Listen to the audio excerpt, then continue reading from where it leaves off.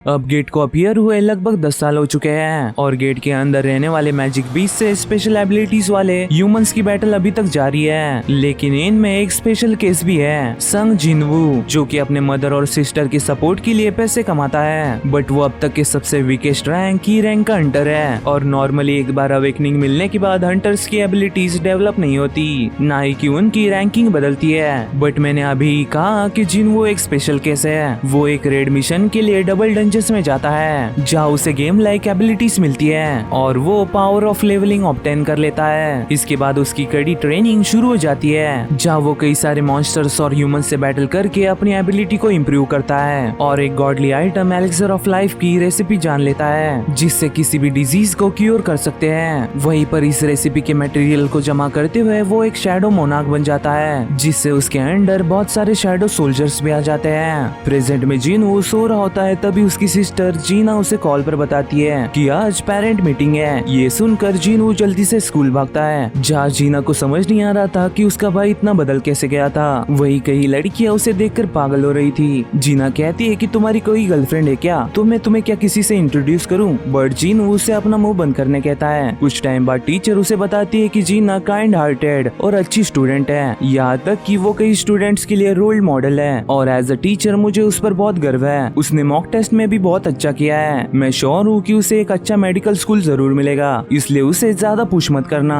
और आज के लिए इतना ही। बाय द वे मैं तुमसे एक क्वेश्चन कर सकती हूँ, अगर एक दिन जीना अवेकेंड हो जाती है तो क्या तुम उसे हंटर का जॉब करने दोगे? इस पर जीन वो साफ साफ मना कर देता है। टीचर कहती है कि अच्छा तो क्या मिस्टर संग आप मुझ पर एक फेवर कर सकते हो? कुछ टाइम बाद हम सोंग जी को देखते हैं जो कि जीनू को देखकर पहचान जाती है कि वो जीना का भाई है। सोंग जी कहती है कि मैं नहीं जानती कि टीचर ने तुमसे क्या कहा है, पर मैं स्कूल वापस नहीं जाने वाली, ना ही कि मैं हंटर बनने पर गिव अप करने वाली हूँ। जिनवू कहता है कि तुम एक ई रैंक हंटर हो ना, तुम ई रैंक से अपनी लिविंग नहीं निकाल सकती, तुमने असॉल्ट टीम में पैसे कमाए होंगे बट वो तुम्हारा लक था। सोंग जी कहती है कि अगर तुम मुझे समझाने आया हो तो अभी ही निकल जाओ, वैसे तुम भी तो एक ई रैंक हंटर हो ना। इस पर जिनवू कहता है कि मैं तुम्हें छोड़ने के लिए नहीं कह रहा, चलो मेरे साथ। दूसरी ओर हम देखते हैं कि डोंगसुक का एस रैंक हंटर भाई डोंगसू वापस साउथ कोरिया आ गया है। डोंगसू कहता है कि ये कंट्री हमेशा की तरह शैबी दिख रही है और मैंने कभी सोचा नहीं था कि हंटर एसोसिएशन का चीफ पर्सनली मुझे पिकअप करेगा। वैसे मैं इस कंट्री में ज्यादा देर तक नहीं रहने वाला। वही जिनचुल पूछता है कि तुम अपनी होमलैंड कंट्री में वापस आए सिर्फ उन दोनों लोगों को देखने के लिए? पागल मत बनो, तुम सर्वेलेंस टीम बस प्रिटेंड कर सकते हो कि तुमने कुछ नोटिस नहीं किया कि मैं उनके साथ डंजन में क्या करूंगा, पहले उसी रैंक हंटर के साथ फिर डी रैंक वाले के साथ। क्या तुम्हें लगता है कि तुम मुझे रोक सकते हो? तुम्हारे इस बेकार एबिलिटी से तो बिल्कुल नहीं। जिनचुल कहता है कि मैं बस अपनी ड्यूटी कर रहा हूँ। मीनवाइल गुनी जोंगिन को बता रहे होते हैं कि उनके पास विंग होने के बावजूद वो समुद्र में गिरे हैं, इसका मतलब कि वो ज्यादा दूर तक नहीं उड़ सकते, बट एक दिन वो यहाँ तक आ जाएंगे, इसलिए हमें इसके बारे में क्लूज ढूंढने होंगे। कुछ टाइम बाद जिनवू सांगमिन से मिलता है जो कि एक पोर्टल के बाहर खड़ा था। सांगमिन कहता है कि मुझे लगा नहीं था कि तुम मुझे कांटेक्ट करोगे, पर मुझे खुशी हुई कि तुम यहाँ पर आए। वैसे मैं इस लड़की से पहले भी मिल चुका हूँ और ये सी रैंक का गेट अभी जस्ट ओपन हुआ है। तभी एक ए रैंक हंटर किमचुल कहता है कि तुम कितनी बात करोगे, हम यहाँ पिकनिक के लिए नहीं आए हैं। तभी सांगमिन किमचुल को इंट्रोड्यूस करता है और बताता है कि ये एक टैंकर है जो कि उनके इस प्रैक्टिस मिशन को as assault team leader lead करेगा। वही किमचुल कहता है कि मुझे ई रैंक हंटर्स पर नजर रखना बिल्कुल भी पसंद नहीं है और यहाँ पर तो दो है। तभी सांगमिन सभी को बताता है कि इस असॉल्ट टीम में एक A rank, 5 B rank, 2 C rank और 2 ई रैंक हंटर्स है, मतलब इन टोटल 10 लोग जो कि इस रेड मिशन को करेंगे। वही जिनवू सोचता है कि मुझे लगा था कि अगर इसे सच्चाई पता चले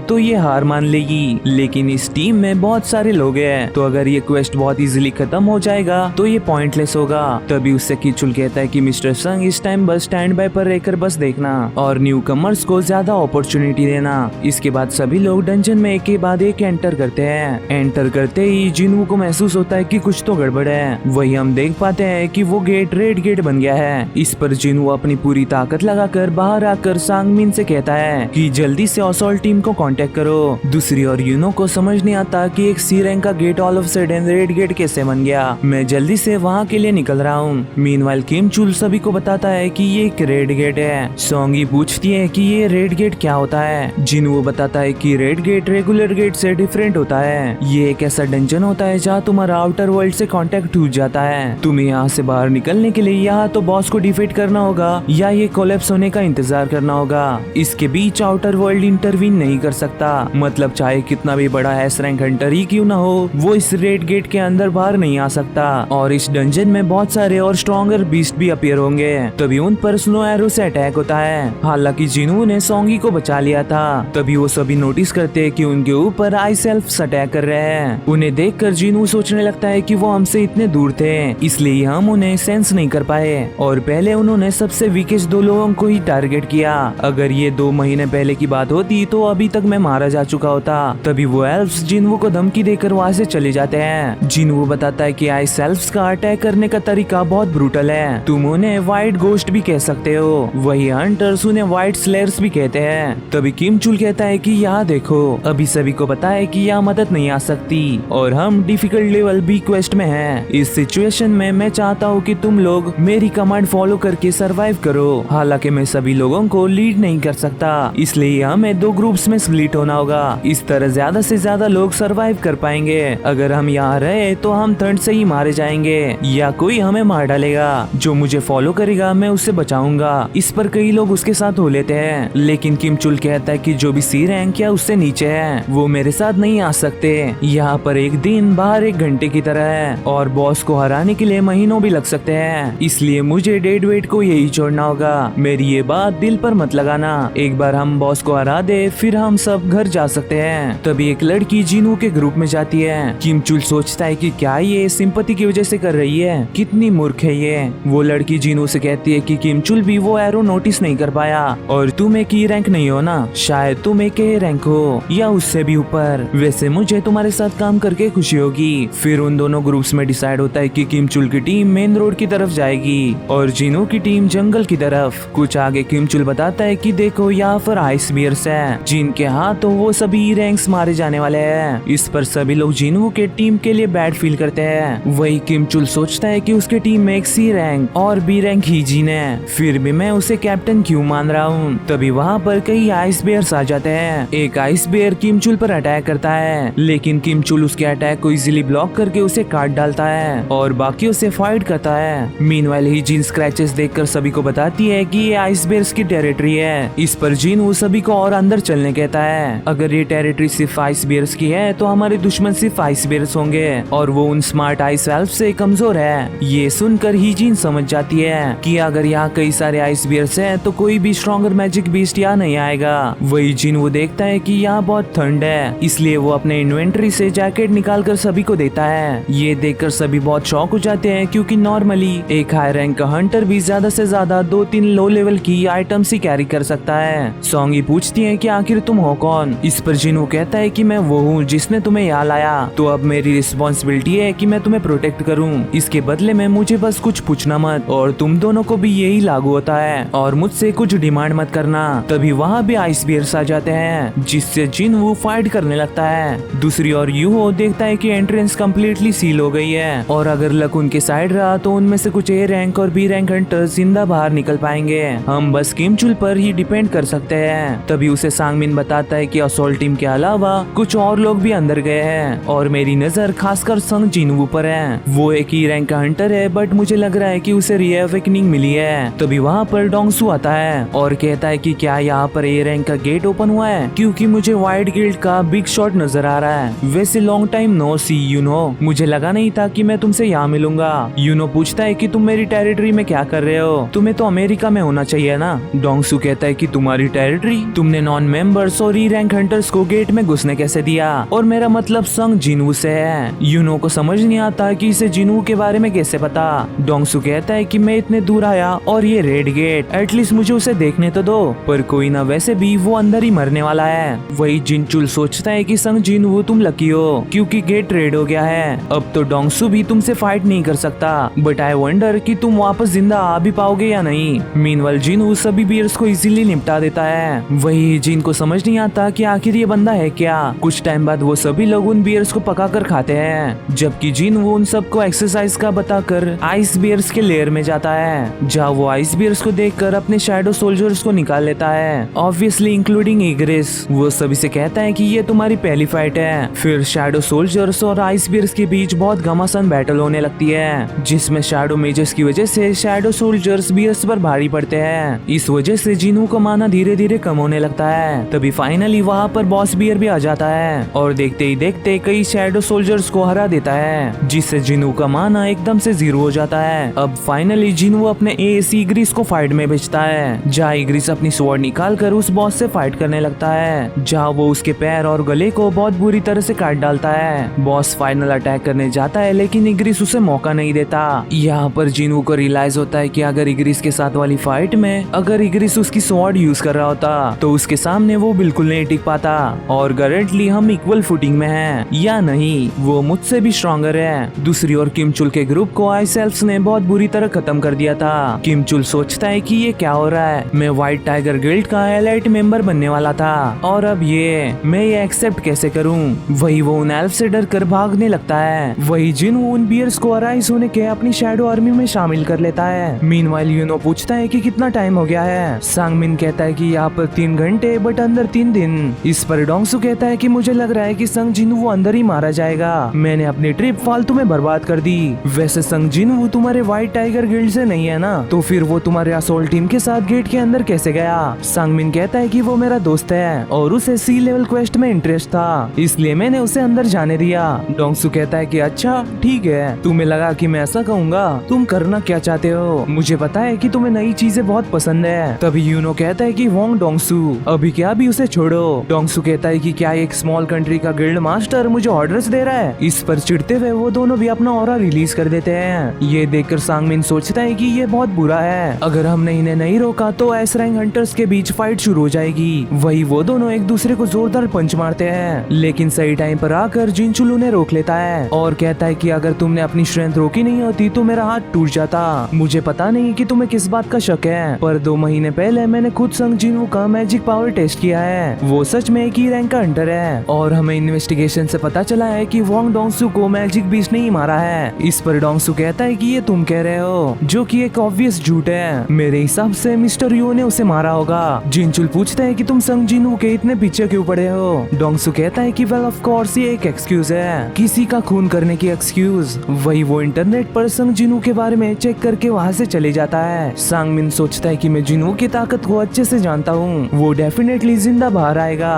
दूसरी ओर किम चुल ठंड से कांप रहा होता है, वो खुद को तसल्ली देता है कि जब तक मेरे पास आर्मर है तब तक मैं बिल्कुल ठीक हूँ। तभी वो अपने सामने सभी आइस बियर्स को देखता है और सोचता है कि इसलिए ही मुझे कई आइस बियर्स नहीं दिखे, क्या उन्हीं रैंकर्स ने इन्हें मारा है। इम्पॉसिबल, शायद ये उन व्हाइट डीमंस का काम होगा। फिर उनसे डर कर वो भागने लगता है और कुछ देर बाद जिनू के ग्रुप को देखकर सोचता है कि ये कमजोर लोग अभी तक जिंदा कैसे हैं। इवन तुम्हारे पास गर्म कपड़े, ब्लैंकेट, स्टैंड्स और खाना भी है। अच्छा तो अभी मुझे समझ आया। वो ये कहते हुए आगे बढ़ता है कि असोल्ट टीम खत्म हो गई है क्योंकि हमारे पास खाने और गियर की कमी थी, और ये सब किसने छुपाया, किसने ये अपने टीममेट्स को मरने के लिए छोड़ दिया। अभी मुझे पता चला ही जीन, तुम्हें पता था ना, इसलिए तुमने उसकी टीम ज्वाइन की। जल्दी से कन्फेस करो, मैं सिर्फ 3 तक गिनूंगा। असल में कल्प्रिट वो संग जिनू है। तभी जिनू उसे मारकर नॉकआउट कर देता है और कहता है कि तुमने ही अपने टीममेट्स को मरवाया, इवन तुमने ट्रबल भी अपने साथ लाया। वैसे सब बाहर आओ, तुम अपना स्ट्रॉन्ग प्रेजेंस नहीं छुपा सकते।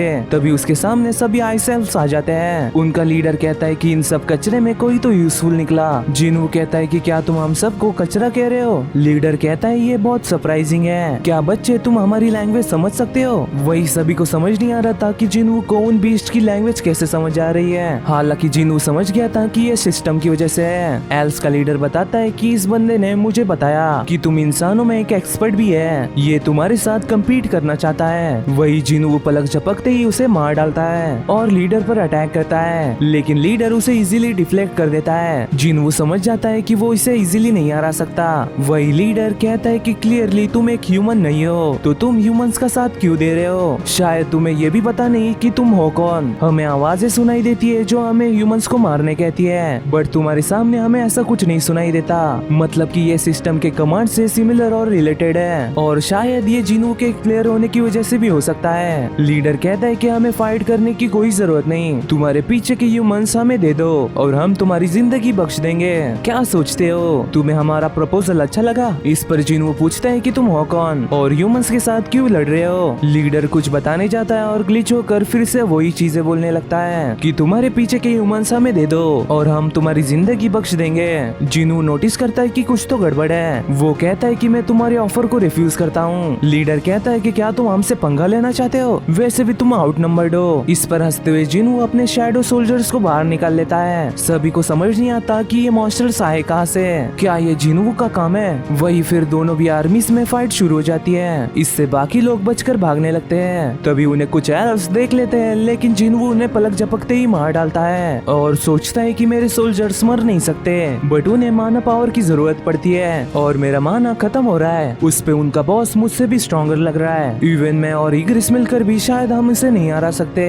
नॉर्मल सोल्जर से ये फाइट खत्म नहीं होगी, मुझे कुछ और स्ट्रॉन्गर कॉम्बैट पावर चाहिए। तभी लीडर खुद को इंट्रोड्यूस करता है और बताता है कि मेरा नाम बारूका है। फिर जिनू और बारूका के बीच फियर्स बैटल शुरू हो जाती है, जहाँ पर बारूका जिनू पर भारी पड़ रहा था। तभी जिनू अपने मेजे से उस पर एक बड़ा फायरबॉल अटैक करता है। किमचुल याद करता है कि उसने लास्ट टाइम आवाज जिनू की सुनी थी। वो गुस्से में जिनू पर अटैक करने जाता है। वही बारूका भी जिनू को मारने आगे बढ़ता है और कहता है कि इवन ह्यूमंस ने भी तुम्हें बिट्रे कर दिया। तभी उसके सामने स्मोक में से एक न्यू शैडो निकलता है, क्योंकि जिनू ने पहले ही इग्रिस की मदद से किमचुल को मार दिया था। किमचुल कहता है कि तुम्हें पहले से ही पता था ना कि मैं यहाँ आऊंगा। फिर जिनू उसे भी अपना शैडो बना लेता है और वो शैडो बारूका के अटैक को इजीली ब्लॉक कर लेता है। वही जिनू उससे कहता है कि आज से मैं तुम्हें आयरन बुलाऊंगा। इससे और भी एक्साइटेड होकर बारूका आयरन पर अटैक कर देता है और आयरन की स्लो स्पीड की वजह से उसके साथ खेलने लगता है। दूसरी ओर सोंगी पूछती है कि ऐसे हंटर्स लड़ते हैं। हीजिन कहती है कि अगर ऐसे लड़ते होते तो मैं तुम्हें क्या लगता है कि हंटर बन पाती, मैंने भी ऐसा कभी पहले नहीं देखा। वही बारूका कहता है कि ये बंदा मुझसे फाइट नहीं कर सकता और तुम दोनों भी मुझसे फाइट करो। इस पर इग्रिस और जिनू भी बारूका से फाइट करने लगते हैं, जहाँ बीच में आयरन के चिल्लाने की वजह से बारूका बहुत चिढ़ जाता है और उसे पहले खत्म करने चाहता है। इसका फायदा उठाकर इग्रिस और जिनू उस पर अटैक कर देते हैं। हालांकि बारूका ने वाइटल एरियाज को अवॉइड कर दिया था। बारूका कहता है कि तुम मुझे बहुत अंडर एस्टिमेट कर रहे हो। इस पर जिनू कहता है कि तुम सच में बहुत स्ट्रॉन्ग हो, पर तुम्हारी आर्मी नहीं। फिर हम देखते हैं कि जिनू की आर्मी ने सभी एल्फ्स को मार दिया था। स्टील बारूका हार नहीं मानता और जिनू को मारने जाता है। जिनू का अपना नाइफ फेंकता देख बारूका कहता है कि तुम कितने पागल हो, तुमने अपना वेपन फेंक दिया। लेकिन जिनू के कमांड पर वो नाइफ वापस आ जाता है। हालांकि बारूका ने इसे ब्लॉक कर लिया था। तभी जिनू आयरन की मदद से बारूका को पकड़ लेता है और फायर मैजिक से उसे बुरी तरह से जला डालता है, लेकिन बारूका को एक खरोच तक नहीं आई थी। तभी जिनू उसे स्टैब कर देता है। स्टील बारूका हार नहीं मान रहा था। तभी आयरन उसे अपने हैमर से पिचका डालता है। ये तो साला होना ही। वही जिनू देखता है कि आयरन उसे मारते ही जा रहा है। इस पर वो उसे कहता है कि ज्यादा बदमाशी ना छोड़े, मुझे तेरे फ्यूचर की चिंता हो रही है। इस पर इग्रिस भी उसे इग्नोर कर देता है। जिनू बाकियों से कहता है कि चलो बाहर जाने का गेट ओपन हो गया है, फाइनली अब वो घर जा सकते हैं। ये जानकर सभी बहुत खुश हो जाते हैं। हालांकि यहाँ जिनू का कोई और प्लान था। वही उन्हें अंदर गए 6 दिन हो गए हैं, यानी बाहर 6 घंटे। सांगमिन कहता है कि मिस्टर यूनो आप जा सकते हो, हम यहाँ पर वेट कर लेंगे। इस पर यूनो कहता है कि मेरे मेंबर्स अंदर है, मैं ऐसे ही उन्हें छोड़कर नहीं जा सकता। तभी पोर्टल से कोई बाहर निकलने लगता है। यूनो को लगता है कि किमचुल ने कर दिया, बट ऐसा नहीं था। वो ही जिन और एक सी रैंकर का बंदा था। तभी उनके पीछे जिनू और सोंगी भी आते हैं, जिन्हें देखकर सांगमिन बहुत खुश हो जाता है। वही पोर्टल के गायब होने पर यूनो सोचता है कि बस लो लेवल के हंटर्स ही बच गए और किमचुल कहाँ है, आखिर अंदर हुआ क्या। वो जिनू को रोकता है और कहता है कि मुझे तुमसे कुछ बात करनी है। इस पर जिनू उससे गुस्से में कहता है कि मैं बहुत थक गया हूँ और जो भी तुम्हें पूछना है वो अपने गिल्ड वालों से पूछ लो। इस पर गुस्सा होते हुए यूनो कहता है कि ये कोई रिक्वेस्ट नहीं है, इसे कोई ऑर्डर या धमकी समझ लो। इस इंसिडेंट में मेरे 6 लोग गायब हुए हैं, मैं यहाँ का इंचार्ज हूँ और तुमसे पूछना चाहता हूँ। इस पर जिनू कहता है कि ये सेंस बनाता है, बट मैंने तुम्हारे 2 लोगों को बचाया है, इसलिए एज ए इंचार्ज तुम्हें मुझे थैंक्स करना चाहिए। ये सुनकर यूनो का गुस्सा शांत हो जाता है और वो जिनू से दिल से माफी मांगता है। यूनो ही जिन से पूछता है कि आखिर ये बंदे की प्रॉब्लम क्या है, ये इतना गुस्सा क्यों कर रहा है। हीजिन कहती है कि पता नहीं क्यों पर बॉस को हराने के बाद इसका मूड बहुत खराब हो गया, मुझे लग रहा है कि ये बहुत थक गया होगा, वैसे वो एक बुरा आदमी नहीं है। तभी यूनो सांगमिन से कहता है कि कुछ भी हो जाए इस बंदे को हमारे गिल्ड लाओ। फिर जिन वो सोंगी को अपने घर छोड़ता है, जहाँ सोंगी उसे उसके नाम से बुलाती है और कहती है कि आज के लिए शुक्रिया, कल हम फिर से मिलेंगे। वही जिन वो देखता है कि बाहर एक दिन भी नहीं बीता है, जबकि उन लोगों ने 6 दिन अंदर बिताए थे। जिनू ने डंजन में बारूका को सोल्जर बनाने की कोशिश की थी, लेकिन बारूका जिनू से बहुत स्ट्रॉन्ग था, इसलिए उसके सभी अटेम्प्ट्स फेल हो गए और वो बस उसका नाइफ ही ले पाया। जिनू सोचता है कि मेरे पूरे दिन की मेहनत पानी में गई, बट तभी उसे आयरन की याद आती है। वही अगले दिन अपने चमकीले आर्मर में जिनू उसे मिलने आता है। जिनू उसे बताता है कि हम रास्ते में किसी और को भी पिकअप करने वाले हैं। फिर कुछ देर बाद सोंगी भी गाड़ी में चढ़ जाती है और कहती है कि कल रात मैं सो नहीं पाई, हाँ तुम्हें घर जाते टाइम सुबह हो गई थी। वही जिनू सोचता है कि क्या इन दोनों ने एक साथ रात बिताई। वैसे बॉस आपको पता है ना कि मिस सोंगी अंडर एज है। इस पर जिनू कहता है तो कुछ नहीं। कुछ देर बाद डंजन में जिनू पूछता है कि ये चीजें क्या है। जिनू कहता है कि हाँ बराबर, मैंने अभी तक तुम्हें ये दिखाया नहीं ना। वैसे ऐसा समझ लो कि ये मेरा स्किल्स का ही एक पार्ट है। ये तो समझाना बहुत कॉम्प्लिकेटेड है, पर मैं तुम्हें बाद में समझा दूंगा। फिर जिनू के इशारे पर वो शैडोज क्रिस्टल निकालने लगते हैं। जिनू कहता है कि भाई एटलीस्ट मुझे क्रिस्टल तो जमा करने दो। इस पर एक शैडो उसे क्रिस्टल ला कर देता है। फिर वो दोनों 19 क्वेस्ट कंप्लीट करके रेस्टोरेंट में खाना खाने जाते हैं। जिनू पूछता है कि अब तुम्हारा क्या प्लान है। जिनू बताता है कि वो पहले एसोसिएशन को गिल्ड मास्टर के लाइसेंस के लिए रिटन टेस्ट देगा और उसे एज बार्गेनिंग चिप यूज करके उसके फादर को मनाएगा। वैसे तुम क्या करोगे? जिनू कहता है कि मैं कुछ काम के लिए बाहर जा रहा हूँ, इसलिए तुम मुझे कुछ टाइम तक कांटेक्ट नहीं कर पाओगे और तुम मुझे ऐसे क्यों देख रहे हो। जिनू कहता है कि भाई अगर मैं तुम्हें अनोइंग लग रहा हूँ तो पहले ही बता दो, मैं तुम्हें बॉदर नहीं करूंगा। मेरा एक भाई है जो मुझसे 10 साल बड़ा है, पर वो मुझे पसंद नहीं करता। हमने साथ में भाइयों की तरह कभी भी टाइम नहीं बिताया। उसके कंपेयर में ना ही कि तुमने बस मुझे बचाया, बल्कि मेरी रिक्वेस्ट भी एक्सेप्ट की। मैं सच में विश करता हूँ कि तुम मेरे भाई होते हैं। इस पर जिनू उसे बियर देते हुए कहता है कि अच्छा ऐसा है तो आज से तुम मेरे छोटे भाई। ये सुनकर जिनो बहुत इमोशनल हो जाता है। फिर सुबह जिनू जीना को ये बताकर बाहर जाता है कि वो 5 दिनों के लिए बाहर जा रहा है। जीना पूछती है कि क्या तुम ट्रिप पर जा रहे हो और तुम्हारे साथ कौन है। जिनू कहता है कि मैं एक दोस्त के साथ जा रहा हूँ। अरे तुम्हारी गर्लफ्रेंड कब बनी? दूसरी ओर एक कोरियन हंटर यूएस जा पहुँचता है, जिसकी औरत से कई लोग बेहोश हो गए थे। वो हंटर कहता है कि चिंता मत करो, वो लोग बस बेहोश हुए हैं। पर वो बंदा कोरियन था, इसलिए दूसरा बंदा उसकी बातें समझ नहीं पाता। हालांकि वो अपने टूटी फूटी इंग्लिश में कहता है कि I am human, I want to go home. फिर कुछ देर बाद उसे अरेस्ट किया जाता है। एजेंट बताता है कि वो खुद को as a foreign hunter claim करता है और बताता है कि वो 10 साल से गेट में ट्रैप था और बाहर नहीं निकल पा रहा था। फिर उसने खुद को यूएस के अंदर जाने वाले गेट में देखा। वो इंग्लिश बोल नहीं सकता, इसलिए हम उसका कुछ पता नहीं लगा पा रहे और ये इंटरप्रेटर असिस्टेड इंटरोगेशन भी पेंडिंग है। हम ये कह सकते हैं कि ये एक ह्यूमनॉइड मैजिक बीस्ट है। हमने वॉशिंगटन से एक एस रैंक हंटर को बुलाया है जो कि इसकी ही कंट्री का है। यहाँ पर वो दोनों डोंगसू की बात कर रहे थे। एजेंट बताता है कि इसका नाम प्रोनाउंस करना थोड़ा मुश्किल है, पर वो खुद को संग इलवान कहता है। मीनवाइल जिनो उसके फादर को अपना गिल्ड उसे हैंड ओवर करने कहता है। उसका फादर कहता है कि तुमने जिन संग का प्लान सुना है ना, फिर भी तुम ऐसी रिक्वेस्ट क्यों कर रहे हो। जिनो कहता है कि मेरे भाई का प्लान है कि वो एक आउटसाइडर को गिल्ड का मास्टर बनाएगा, पर ये हमारी कंपनी के लिए बहुत रिस्की हो सकता है। फादर कहते हैं कि वो संग जिनू है ना, डबल डंजन इंसिडेंट, वांग डोंगसुक के टीम का एनाइलेशन और सुपरविजन डिपार्टमेंट के प्रिजनर को मारने का इंसिडेंट, वो इन तीनों में इन्वॉल्व था। इवन वो तुम्हारे ऑर्गेनाइज किए हुए रेड्स में भी पार्टिसिपेट करता है और वो 5 दिन पहले हुए व्हाइट टाइगर गिल्ड के रेड गेट इंसिडेंट में भी था। लोगों का मानना है कि उसने इन सभी सर्वाइवर्स को बाहर लाया और सच बताना तुमने उसकी मदद से ही गिल्ड मास्टर लाइसेंस ऑब्टेन किया है ना, और तुम्हें उसे अपने गिल्ड का मास्टर बनाना है। फिर भी जिनो उसके फादर को यूजिन गिल्ड देने कहता है। फादर कहते हैं कि मैं तुम्हें कोशिश करने दे सकता हूँ, पर एक कंडीशन पर। मैंने सुना है कि उस रेड गेट इंसिडेंट के बाद व्हाइट टाइगर गिल्ड भी उसे सीक्रेटली रिक्रूट करना चाहती है, बट ऐसा होने से पहले तुम्हें उसे अपने गिल्ड में ज्वाइन कराना होगा। इसके लिए जिनो मान जाता है। दूसरी ओर सांगमिन जिनू का उसके घर के बाहर इंतजार कर रहा था। वो अपने असिस्टेंट को बताता है कि जिनू कहीं बाहर गया है और घर में सिर्फ उसकी बहन है। उसने कोई भी मिशन में रिसेंटली पार्टिसिपेट नहीं किया और उसका बॉर्डर क्रॉस करने का भी कोई रिकॉर्ड नहीं है। उसकी एसोसिएशन ने लास्ट ट्रैक की हुई लोकेशन बताती है कि वो अर्बन एरिया के सेंटर में था एंड आई वंडर कि वो अब कहाँ होगा। वही जिनू याद करता है कि सरबरस से फाइट करते टाइम वो 20 लेवल का था, पर अब उसका लेवल इससे 3 गुना ज्यादा है। मतलब अब वो डीमंस को इजीली डिफीट कर सकता है। वो अंदर एंटर करता है और देखता है कि अब उसे डीमन सोल्स कलेक्ट करनी है और वो भी 10,000 सोल्स। पर आज या जिनू किसी दूसरे काम से आया था, इसलिए उसके सामने 10,000 हो या 1 लाख, वो ये काम करके ही रहेगा। वो सभी मॉन्स्टर्स को मारकर देखता है कि फॉर सम रीजन वो उनकी शैडोज को एक्सट्रैक्ट नहीं कर पा रहा। तभी उसे एंट्री पास मिलता है जो कि किसी भी फ्लोर पर जाने का एक परमिट है, पर वो इसे सिर्फ एक ही बार यूज कर सकता करता था, इसलिए वो इसे संभाल कर रख देता है और सोचता है कि ये सिटी बहुत बड़ी है, इससे पैदल पार करना बहुत टायरिंग रहेगा।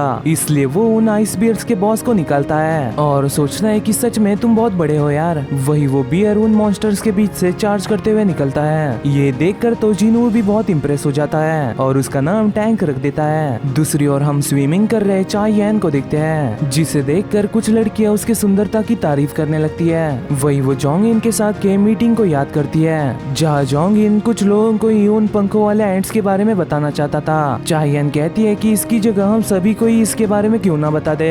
जोंग इन बताता है कि ये ऑर्डर एसोसिएशन की तरफ से है। उनका मानना है कि अगर इसे अभी डिस्क्लोज किया गया तो इससे अननेसेसरी पैनिक फैलेगा, पर चिंता मत करो, हमें भी अपनी पावर बिल्ड करनी होगी जिससे हम इस कंट्री की लार्जेस्ट गिल्ड बनकर सभी रिस्पॉन्सिबिलिटीज ले सके। जिनू सोचता है कि इसकी को ऑब्टेन करने के बाद मुझे चिंता थी कि ये जगह एक एस-रैंक डंजन होगा और देखने से लगता है कि यहाँ जो डीमंस अपीयर हो रहे हैं वो बस बी रैंक के ऊपर वाले हैं। वो ग्रेट नंबर्स में आते हैं और भी स्ट्रॉन्ग होते जाते हैं, बट अब जब मेरे पास परमिट है इसलिए मैं बिना चिंता उन्हें मारने पर फोकस कर सकता हूँ। और अगर ये डीमन कासल का स्ट्रक्चर ओरिजिनल टावर से सेम है तो यहाँ पर भी 100 फ्लोर्स होंगे एंड आई वंडर कि टॉप फ्लोर पर पहुँचने के बाद मैं और कितना स्ट्रॉन्ग बनूंगा। और मैंने जीना को भी प्रॉमिस किया है तो आज की ये मेरी बैटल टाइम के साथ होगी। वो देखते ही देखते 10,000 सोल्स जमा कर लेता है और 15 फ्लोर पर एक जायंट डीमन के सामने आकर अपने शैडोज को रिलीज करता है और उनसे कहता है कि बस उस बड़े जायंट डीमन को छोड़कर सभी को मारो। फिर उन दोनों आर्मीज में फाइट शुरू हो जाती है। जिनू बताता है कि इंटेलिजेंस इंक्रीज करने की वजह से वो और भी सोल्जर्स निकाल पा रहा है और माना को प्रिजर्व भी कर पा रहा है। और ये मोटा कितने टाइम तक ऐसे बैठे रहेगा, अगर ये हिला नहीं तो मुझे ही पहले इस पर अटैक करना होगा। तभी वो डीमन जिनू के शैडोज पर अटैक कर देता है। जिनू उसे ऐसा बोलते हुए एक जोरदार पंच मारता है कि तुमने उनके साथ क्या किया। वही वो सोचता है कि मैंने बस उसे एक पंच मारा था, क्या मैंने ज्यादा पॉइंट स्ट्रेंथ में डाल दिए। तभी वो डीमन भी अपनी स्किल यूज करता है जो कि सरबरस ने भी की थी, लेकिन सही टाइम पर जिनू आयरन से शील्ड मांग कर उस डीमन के अटैक को ब्लॉक कर लेता है, जो कि वो अपने इतने बड़े साइज के बावजूद भी बहुत फास्ट कर पा रहा था। लेकिन मौका देखकर जिनू उस पर अटैक करने जाता है। हालांकि वो डीमन जिनू के मूव्स को पढ़ पा रहा था। जिनू सोचता है कि मैं सिर्फ उसके एक ही जगह पर अटैक कर सकता हूँ और वो है उसका छोटा सर। फिर वो उससे भागते हुए सोचता है कि मुझे कैसे भी इसके अजीब मोमेंट्स को रोकना होगा, बट कैसे। तभी वो सामने वाली बिल्डिंग पर चढ़ जाता है, जिससे वो डीमन अपने स्पीड की वजह से बिल्डिंग से टकरा जाता है और जिनू उसे अपने रेड ब्लेड से मार डालता है। आगे जाकर वो meets the guide of souls के आर्मी को भी मारकर उस इमॉर्टल डीमन को भी बटर की तरह काट डालता है। अब उसका खाना 75th फ्लोर पर खत्म हो गया था, इसलिए वो और आगे नहीं जाता। पर इस टाइम उसे बहुत अच्छी चीजें मिली थी, जैसे कि उस स्केलेटन को मारने के बाद उसका नेकलेस, 15 फ्लोर पर ये इयररिंग्स और डिस्प्ले देखने से लगता है कि यहाँ पर और एक बॉस लेवल मैजिक बीस्ट होगा। वही उसे एक रेड बॉल भी मिला था जो कि उसके तो कोई काम का नहीं था, बट अगर वो उसे अपने मैजिक सोल्जर्स को दे तो उनकी मैजिक पावर डबल हो सकती है। फिर उसे कर्स्ड रैंडम लूट बॉक्स से और एक डंजन की मिलती है जिसकी इंफॉर्मेशन अनक्लियर थी। हालांकि उसने 15 फ्लोर से और 75th फ्लोर से एलेक्सर ऑफ लाइफ बनाने के लिए 2 मटेरियल ऑब्टेन कर लिए थे और अब उसे अपनी मदर को बचाने के लिए सिर्फ एक ही मटेरियल चाहिए था। दूसरी ओर डोंगसू यूएस पहुंचकर कहता है कि मैं बिलीव नहीं कर सकता कि एक बोलने वाला भी मैजिक बीस्ट हो सकता है। एलवान कहता है कि मैं कोई मैजिक बीस्ट नहीं हूँ, चाहे तो तुम मेरा डीएनए टेस्ट करवा लो। डोंगसू कहता है कि अपना मुंह बंद करो और मेरे क्वेश्चंस का आंसर दो। मैं बहुत चिढ़ा हुआ हूँ क्योंकि उन लोगों ने मुझे एक अच्छे मोमेंट से बुलाकर ये परेशानी मुझ पर थोप दी। एलवान कहता है कि मैं तुमसे कुछ पूछ सकता हूँ, तुम ह्यूमंस को गेट्स और मैजिक बीस्ट के बारे में कितना पता है। डोंगसू कहता है कि तुम कह क्या रहे हो। एलवान कंटिन्यू करता है कि डंजन्स, गेट्स, मैजिक बीस्ट वो सब फ्यूचर में होने वाले एक डिजास्टर के साइंस है। एक बहुत खतरनाक फोर्स अवेकन हो गई है, बट मैं तुम्हें इतना ही बता सकता हूँ और मेरा गोल है उस डिजास्टर को होने से रोकना। डोंगसू कहता है कि फालतू चीजें बोलना बंद करो, तुम्हें पता है क्या कि इस दुनिया में कितने हंटर्स हैं। एलवान कहता है कि फोर्स के सामने चाहे कितने भी लोग हो वो पावरलेस है, वो सभी मारे जाएंगे, पर तुम्हारे में कुछ स्ट्रेंथ लग रही है। इस पर डोंगसू कहता है कि क्या वैसे क्या मैजिक बीस्ट के भी इंसानों की तरह नाम होते हैं, और यहाँ तो तुम्हारी वाइफ और 2 बच्चे भी हैं। वैसे तुमने अपने बेटे का नाम क्या बताया? जिनवू। वैसे तुम्हारे पास से ये मर्डरस ऑरा क्यों निकल रहा है? इस पर डोंगसू कहता है कि मैं तुम्हारे क्वेश्चंस का जवाब नहीं दूंगा, बट मैं ये तुम्हें जरूर बता सकता हूँ कि तुम्हारा बेटा पहले ही मारा जा चुका है। अगर तुम्हारे पास कोई आखिरी वर्ड्स हो तो नरक में जाकर उसे बता देना। लेकिन जिनू के पापा उसे पलक झपकते ही हरा देते हैं और ये सब होते हुए वो दोनों एजेंट्स भी विटनेस करते है। फिर गेट से बाहर आकर जिनवू सोचता है कि मैंने एलिक्सर ऑफ लाइफ बनाने के लिए 2 चीजें कलेक्ट कर ली है, अब सिर्फ एक ही चीज बाकी है, वो है डीमन किंग का प्यूरिफाइड ब्लड। पर उसे ऑब्टेन करने के लिए मुझे फुल्ली प्रिपेयर्ड रहना होगा। डीमन कासल की ट्रिप करते टाइम मेरा लेवल बहुत इंक्रीज हुआ है। हावेवर मेरी रैंक ऑफिशियली अभी भी ई रैंक है, मुझे और भी लेवल अप करते रहना होगा। बट मैं as E rank high level raid mission में पार्टिसिपेट नहीं कर सकता, मुझे अपनी रैंक छुपानी बंद करनी होगी। और वैसे भी मैं ये हमेशा छुपाते नहीं रह सकता, इसलिए मुझे अपनी रैंक फिर से रीअसेस्ट करानी होगी। अगले दिन वो हंटर एसोसिएशन जाता है जहाँ कीचुल व्हाइट टाइगर गिल्ड के लिए कुछ न्यू टैलेंट ढूंढ रहा था। तभी उसकी नजर जिनवू पर पड़ती है, इसलिए वो जल्दी से यूनो को कॉल करके बताता है कि वो यहाँ पर आया है। मैं श्योर हूँ कि वो यहाँ पर अपनी रैंक रीअसेस्ट कराने आया है। ये सुनकर यूनो कहता है कि मैं 5 मिनट में वहाँ पहुँचता हूँ। वही एक सी रैंकर एक ई रैंकर से कहता है कि ज्यादा चिंता मत करो, मैंने सुना है कि इवैल्यूएशन बहुत सिंपल है। वो ई रैंकर बताता है कि मुझे हंटर बनकर पैसे कमाने होंगे,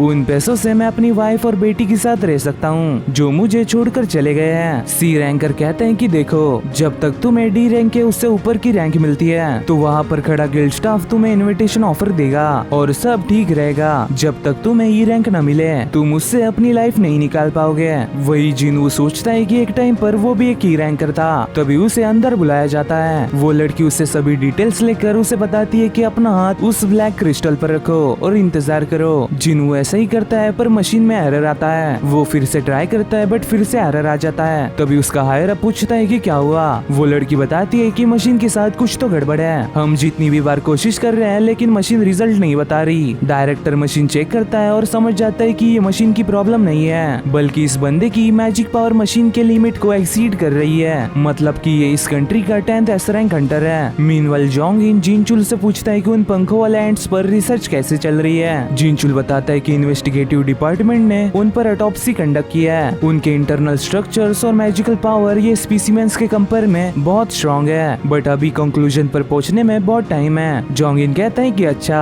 पर आजकल बहुत सारी चीजें हो रही है, मैंने उस रेड गेट के इंसिडेंट के बारे में भी सुना है। व्हाइट टाइगर गिल्ड ने एक नॉन मेंबर को रेड मिशन में पार्टिसिपेट करने के लिए अलाउ किया, इवन उन्होंने उस डंजन बॉस को भी उसे हराने दिया। आखिर वो बंदा कौन है? जिनचुल कहता है कि उस दिन मैं भी वहाँ था बट मुझे भी नहीं पता। जोंगिन कहता है कि सुनकर बुरा लगा, वैसे वहाँ पर इतनी नॉइज क्यों हो रही है? जिनचुल कहता है कि लगता है कि वो लोग अपनी पावर असेस्ट कर रहे हैं, मैं वहाँ पर जाकर देखता हूँ। इस पर जोंगिन भी कहता है कि मैं भी आऊंगा, मैं भी जानना चाहता हूँ कि वहाँ पर बात क्या चल रही है। दूसरी ओर सभी ये जानकर बहुत हैरान रह गए थे कि मशीन जिनवू के पावर को मेजर नहीं कर पा रही। अब तक सिर्फ 9 ही लोग थे जिनके पावर को वो मशीन मेजर नहीं कर पाई। इसका मतलब कि क्या हंटर संग इस कंट्री का 10th एस रैंक हंटर है? वही कीचुल सोचता है कि ये जैसे यूनो ने सोचा था वैसे ही हो रहा है, मुझे जल्दी से जिनू से बात करनी होगी। वही डायरेक्टर जिनू से कहता है कि हम तुम्हारा लाइसेंस जल्दी ही अपडेट कर देंगे। तभी जिनवू किसी की ऑरा महसूस करता है क्योंकि वहाँ पर हंटर्स गिल्ड का लीडर चोए जोंगिन आ रहा था। जोंगिन को देखकर जिनू सोचता है कि ये बंदा 5 टाइप के मेजर्स का पिनाकल है जिसे लोग दी अल्टीमेट हंटर भी कहते हैं और मेरा निकनेम भी उससे ही ओरिजिनेट हुआ है। वही जोंगिन समझ जाता है कि ये डिस्टरबेंस जिनू की वजह से है। वो कहता है कि तुमसे मिलकर अच्छा लगा, मैं वो हंटर्स गिल्ड का रिप्रेजेंटेटिव चोई जोंगिन, क्या मैं पूछ सकता हूँ कि तुमने कौन सा गिल्ड ज्वाइन करने का डिसाइड किया है? अगर ठीक हो तो क्या हम थोड़ी देर बात कर सकते हैं? बट जिनू कहता है कि माफ करना, मैं जल्दी में हूँ। ये देखकर सभी लोग हैरान हो जाते हैं कि उसने जोंगिन का ऑफर मना कर दिया। जोंगिन कहता है कि मिस्टर वू, मैंने उसे बताया ना कि मैं कौन हूँ। हाँ तुमने बताया। और जिनू सच में एक एस रैंक हंटर निकला। वो बिना किसी ट्रेस के गायब हो गया, लगता है कि वो एक असैसिन टाइप का हंटर है। तभी वहाँ पर भागते भागते यूनो आता है। यूनो को देखकर जोंगिन को उसके सवाल का जवाब मिल जाता है। वो सोचता है कि व्हाइट टाइगर गिल्ड यहाँ से पास नहीं है, फिर भी वो भागते भागते यहाँ आया, मतलब कि संग जिनवू सच में इसके वर्दी होगा। इसका ही मतलब ये होता है कि संग जिनवू ही वो नॉन मेंबर था जिसने रेड गेट को अकेले कॉन्कर किया। तभी यूनो जोंगिन को देखकर हैरान हो जाता है और सोचता है कि सभी लोगों में उसे ये पता लगना था। वही जिनवू अपने मदर को देखकर सोचता है कि ऐसा लग रहा है कि आप किसी भी मोमेंट होश में आ जाओगे, माँ मेरा थोड़ा और इंतजार करना। बाहर उससे जिनचुल कहता है कि तुमने मुझे रियलाइज करवाया कि मैं कितना अंधा हूँ। हमारे सर्विलेंस डिवीजन पर टास्क है हंटर्स को मॉनिटर करने का और उन्हें पनिश करने का जो लॉस को ब्रेक करते हैं। मैं अपने लोगों को जज करने के एबिलिटी पर बहुत कॉन्फिडेंट था। जिनवू पूछता है कि क्या मैं भी ऑब्जेक्ट ऑफ सर्विलेंस हूँ? जिनचुल कहता है कि हम तुम्हें एज अ क्रिमिनल मॉनिटर नहीं कर रहे हैं और सर्विलेंस डिवीजन ही एक है जो हंटर्स को कंट्रोल कर सकती है। हावेवर एस रैंक हंटर्स के सामने हम भी पावरलेस है, इसलिए कोई तुमसे मिलना चाहता है। तभी अंधेरे में से हंटर एसोसिएशन के प्रेसिडेंट गो गनी बाहर आते हैं। फिर गनी उसे एस रैंक बनने के लिए कांग्रेचुलेट करते हैं और सीधे पॉइंट पर आकर कहते हैं कि हंटर एसोसिएशन खुद में ही बहुत बड़ी है, बट हमारे पास कुछ ही ग्रेट हंटर्स हैं। ज्यादातर हंटर्स हायर स्टेटस और इनकम के लिए बड़े बड़े गिल्ड्स ज्वाइन करते हैं और चीफ वू भी एसोसिएशन के टॉप एक्सपर्ट्स में से ही एक है, बट वो सिर्फ एक ए रैंक है। मैं पॉइंट पर आता हूँ, क्या तुम हम में से एक बनोगे? मैं तुम्हारे लिए एसोसिएशन में एक अच्छी इंपॉर्टेंट पोजीशन अरेंज करूंगा। और अगर सच कहूँ तो इस कंट्री को अभी गवर्नमेंट सपोर्ट नहीं करती, बल्कि वो हंटर्स करते हैं जो पब्लिक को मैजिक बीस्ट से प्रोटेक्ट करते हैं। और इनके बीच 5 मेजर गिल्ड्स हैं, बट ये पांचों भी बैलेंस को बेयरली मेंटेन कर पा रहे हैं। जैसे ही तुम एक को ज्वाइन करोगे तो ये बैलेंस पूरी तरह से खत्म हो जाएगा। इसलिए इस कंट्री की भलाई के लिए हंटर एसोसिएशन को 6th पावर बनना ही होगा, जिससे वो उन पांचों को कंट्रोल कर पाए। तुम्हारे पास पावर है, इसलिए हम चाहते हैं कि तुम हमें ज्वाइन करो। क्या सोचते हो? इस पर जिनू सोचता है कि अगर मैंने ये ऑफर एक्सेप्ट कर लिया तो मेरी लाइफ पूरी तरह से बदल जाएगी और गवर्नमेंट और मीडिया को चेयरमैन की ही बातें सुननी होगी। एंड एज अ हंटर वो बहुत ज्यादा ही स्ट्रॉन्ग है। इतना ही नहीं, वो इस कंट्री के पहले एस रैंक हंटर है जो अवेकन हुए थे। उनकी फिजिक देखने से लगता नहीं कि वो 80 साल के ऊपर होंगे, बट फ्रंट लाइन से पीछे हटने के बाद वो लगभग मेरे लेवल के हैं। अगर मैं इनका इनविटेशन एक्सेप्ट करता हूँ तो मेरी न्यू लाइफ शुरू हो सकती है। बट वो कुछ सोचने के बाद कहता है कि माफ करना, मैं आपका ऑफर रिफ्यूज करता हूँ। ये सुनकर गनी सोचने लगते हैं कि आखिर तुमने भी पैसा ही चुना। बट जिनू कहता है कि मैं बैटल के लिए ठीक हूँ। क्या तुम्हारा मतलब तुम बस मैजिक बीस्ट से फाइट करना चाहते हो? जिनू कहता है कि हाँ, मेरी जगह ये डंजन में ही है। गनी सोचने लगते हैं कि क्या इसने यही चूज किया है? बहुत साल हो गए हैं जब मैंने ऐसा फील किया हो। अगर मैं 10 साल और छोटा होता तो मैं इसके साइड से फाइट करता। गनी कहते हैं कि ठीक है, मैं तुम्हें और फोर्स नहीं करूंगा। जिनू कहता है कि मेरी छोटी बहन घर पर है, इसलिए मुझे जाना होगा। उसके जाने के बाद गनी कहते हैं कि तुम्हें पता है कि मैं कितना डिसअपॉइंटेड हूँ जब मुझे पता चला कि एक एस रैंक हीलर भी एजिंग को क्योर नहीं कर सकता। अभी के मेरे सभी अपॉइंटमेंट कैंसिल कर दो, मैं नहीं चाहता कि कोई मुझे डिस्टर्ब करे। वैसे चीफ वू मेरे साथ ड्रिंक करोगे? मैं नहीं करता। गनी कहते हैं कि ठीक है, बट आई वंडर जिनू को ड्रिंक करना पसंद होगा या नहीं। वही जिनू सोचता है कि हंटर एसोसिएशन ज्यादातर डी और ई रैंक के डंजन को हैंडल करती है, बट मुझे जल्द से जल्द लेवल अप करके अपने मदर को क्योर करना होगा। कुछ टाइम बाद हम डोंगसू को देखते हैं जो कहता है कि डिप्यूटी डायरेक्टर, तुम्हें मेरे जैसे लूजर से क्या चाहिए? डायरेक्टर कहते हैं कि मुझे तुमसे कुछ डायरेक्टली पूछना है। वो संग इलवान नाम का बंदा क्या सच में एक मैजिक बीस्ट है? इस पर उसे याद करते हुए डोंगसू कहता है कि तुम्हें क्या लगता है कि क्या वो कोई इंसान की पावर थी? मुझसे कोई गलती नहीं हुई, वो पक्का एक मैजिक बीस्ट है। डायरेक्टर जाते हुए कहता है कि अच्छा, अब तुम आराम करो और डिस्चार्ज होने के बाद एडमिनिस्ट्रेशन में आओ। डोंगसू पूछता है कि फिर उस बंदे का क्या? डायरेक्टर कहते हैं कि एडमिनिस्ट्रेशन उसे ट्रैक कर रही है, बट जबकि उसने तुम्हें हराया है तो हम ये कह नहीं सकते कि वो कब पकड़ा जाएगा। उसके जाते ही डोंगसू इलवान की बात याद करता है। इलवान कहता है कि मेरे फैमिली के पास मत आना, मैं ये तुम्हारी ही भलाई के लिए कर रहा हूँ, तुम मेरी बात याद रखना, तुम मुझसे मरने के बाद भी नहीं बच सकते। ये याद करके डोंगसू बहुत चिढ़ जाता है और सोचता है कि मैं बहुत बुरी तरह हारा, बट मुझे पता है कि वो कहाँ जाएगा। मुझे बस इक्विपमेंट चाहिए, एक आर्टिफैक्ट जो उसे क्रश कर सके। आर्टिफैक्ट से मैन मेड रिलिक है। हंटर वर्ल्ड में ये हाई लेवल के इक्विपमेंट्स होते हैं जो स्किल्ड क्राफ्ट्समैन भी नहीं बना सकते। आज की दुनिया में इन्हें ऑनलाइन ऑक्शन में खरीदा जा सकता है। वही जिनू सोचता है कि ये सब इतने महंगे क्यों है, बट डीमन कासल को कॉन्कर करने के लिए मुझे इक्विपमेंट चाहिए होंगे, पर स्टोर पर जो चीजें हैं वो मुझे पसंद नहीं आ रही। तभी उसे रेड बॉल की याद आती है। वो बताता है कि मार्केट में मिलने वाले हाई लेवल के इक्विपमेंट्स भी 20 या 30% पावर इंक्रीज करते हैं, लेकिन ये बॉल मैजिक डैमेज को डबल कर सकता है। इसका मतलब ये हाई प्राइस में बिकेगा, बट एक ही रैंक के हाथों में ये होगा तो सवाल उठेंगे कि आखिर ये मुझे मिला कहाँ से। अगर मेरे पास एक ए रैंक के गेट में एंटर करने का रिकॉर्ड हो तो मैं उसे एज ए एक्सक्यूज यूज कर सकता हूँ, बट ऐसे ही रैंकर में हाई लेवल रेड मिशन में पार्टिसिपेट नहीं कर सकता। तभी उसे पता चलता है कि एक गिल्ड माइनिंग टीम रिक्रूट कर रही है। अगले दिन गुनी जिनू की इन्फॉर्मेशन देख रहे होते हैं। वो कहते हैं कि ये फोटो में बिल्कुल अलग लग रहा है, क्या ये कोई फॉल्स रैंकर है? जिनचुल बताता है कि रिकॉर्ड्स दिखाते हैं कि वो पहले बहुत बार क्रिटिकली इंजर्ड हुआ है, इसका मतलब वो फॉल्स रैंकर नहीं है। गुनी कहते हैं कि बार बार हॉस्पिटल जाना आना, वो अभी तक जिंदा है, ये चमत्कारी है। जिनचुल बताता है कि अपने सिक मदर के मेडिकल एक्सपेंसेस और अपनी छोटी बहन के ट्यूशन फीस भरने के लिए वो फंड्स जमा करके अपने फैमिली को को अकेले संभालता है। ऐसा देखना आज की दुनिया में बहुत रेयर है। वो सच में एक डिवोटेड बंदा है। वैसे मुझे न्यूज मिली है कि उसने हंटर्स गिल्ड के एक रेड मिशन को ज्वाइन किया है। ये सुनकर गनी शॉक हो जाते हैं क्योंकि जिन्हों ने कहा था कि वो कोई भी गिल्ड ज्वाइन नहीं करेगा, बट वो भी ह्यूज साइनिंग बोनस पाने की टेम्पटेशन को रेजिस्ट नहीं कर पाया।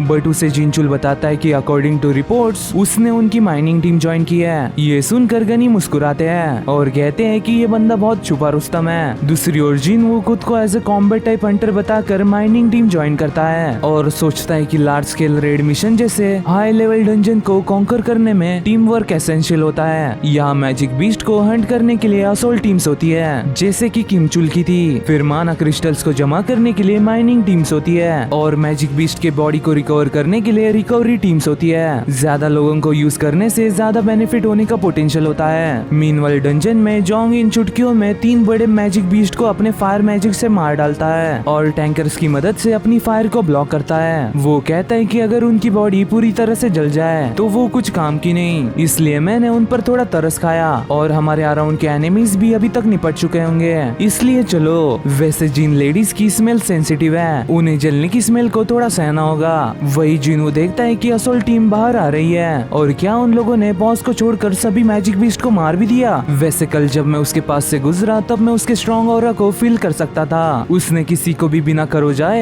ए रैंक गेट से बाहर निकाला। लोग इसके बारे में जो कहते हैं वो एकदम सच है। और क्या ये वो है हंटर्स गिल्ड की वाइस मास्टर एंड इस कंट्री की 9th एस रैंक हंटर दी डांसर चाई हैन। ये बहुत टेरिफाइंग है। उसके तरह ऑरा वाले इस दुनिया में कुछ ही गिने चुने होंगे। तभी चाई हैन को भी इंटेंस ऑरा फील होता है जैसे कि चेयरमैन उसके सामने ही हो। वही जिन्हों सोचता है कि मैंने जितना सोचा था ये उससे भी ज्यादा परसेप्टिव है। फिर असोल्ट टीम के बाद अब माइनिंग टीम और रिकवरी टीम की बारी आती है और सभी लोग जोर शोर से अपना काम शुरू कर देते हैं। वही जिन्हों सोचता है कि मैजिक पावर इस डंजन में भरी हुई है। ये डीमन कासल के वल्कन और मीटस से भी बहुत स्ट्रॉन्गर है। मुझे देखना है कि आखिर ये ए रैंक का बॉस कितना स्ट्रॉन्ग होता है। वही वो सुनता है कि बाकी माइनर्स उसके बारे में बुराई कर रहे हैं कि टीम लीडर ने की रैंक को क्यों लिया। तभी एक बंदा जिन्हू से टकरा जाता है और उस पर चिल्लाने लगता है, बट जिन्हू के देखने पर उसकी हवा टाइट हो जाती है और वो उसकी माफी मांगकर सोचता है कि ये बंदा क्या सच में की रैंकर है। और यही सवाल बाकियों के मन में भी आता है जब वो जिन्हू को काम करते हुए देखते हैं। फिर लंच ब्रेक में जिन्हू कहता है कि मैं काम करूंगा,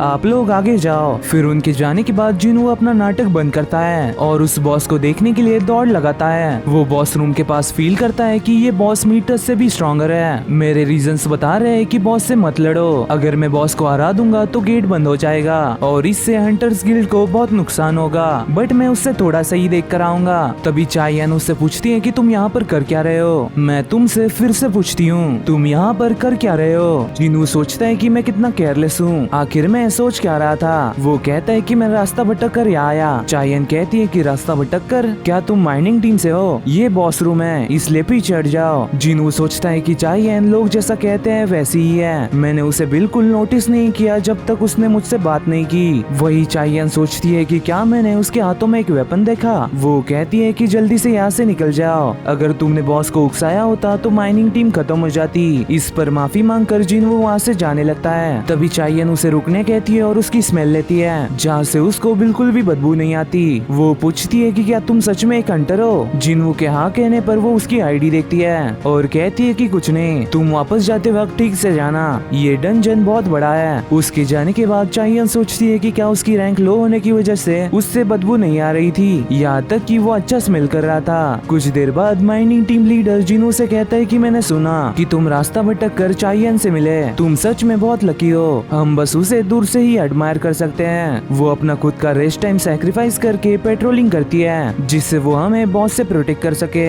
वो बहुत भरोसेमंद लड़की है और इसी कारण से वो बॉस रूम तक गई थी। वही दूसरा बंदा बताता है कि चाइयन को दूसरे हंटर्स के सेंट से अनकंफर्टेबल फील होता है। मैंने सुना है कि ये उसके यूनिक कॉन्स्टिट्यूशन की वजह से है, इसलिए वो अपना नाक हैंडकरचीफ से हमेशा ढकी रखती है। बट जिन्हू याद करता है कि उसका रिएक्शन उसके साथ बिल्कुल अलग था, शायद मुझसे हंटर जैसी स्मेल नहीं आती होगी। और ऐसी ही कुछ बात बारूका ने भी कही थी, क्या ये मैं एक प्लेयर हूँ इसकी वजह से हो सकता है, आखिर ये सो कॉल्ड प्लेयर है क्या। फिर टीम लीडर जिन्हू को उसके पैसे देता है और कहता है कि तुम्हारी वजह से हमने बहुत जल्दी काम किया, मुझे तो लग रहा था कि तुम सीक्रेटली एक्सीवेटर यूज कर रहे हो। मैं इस फील्ड में बहुत टाइम से हूँ पर अभी तक मैंने तुम्हारे जैसा जैसा टैलेंट कभी नहीं देखा। वैसे क्या तुम मेरे लिए काम करने में इंटरेस्टेड हो? मैं तुम्हें अच्छा पैसा भी दूंगा। जिनवू कहता है कि ये सुनकर अच्छा लगा, बट मैं नहीं कर सकता, ये मेरे लिए वन टाइम थिंग जैसा है। लीडर कहता है कि अच्छा, बट क्या तुम मेरी और एक दिन मदद कर सकते हो? कल back to back A rank और सी रैंक रेड मिशन होने वाले हैं। जिनू सोचता है कि परसों मेरा री-एवैल्यूएशन डे है। वेट अ मिनट, कल? वो पूछता है कि लीडर कल हंटर्स गिल्ड के भी रेड मिशन होने वाले हैं ना, और वो भी ए रैंक और सी रैंक के? लीडर कहता है कि हाँ, बट कल सेकंड असॉल्ट टीम आएगी और यही हमारी स्ट्रेंथ है। हम 2 ग्रुप्स के साथ ए रैंक गेट्स को रेड कर सकते हैं, जो कि इस कंट्री में कोई नहीं कर सकता।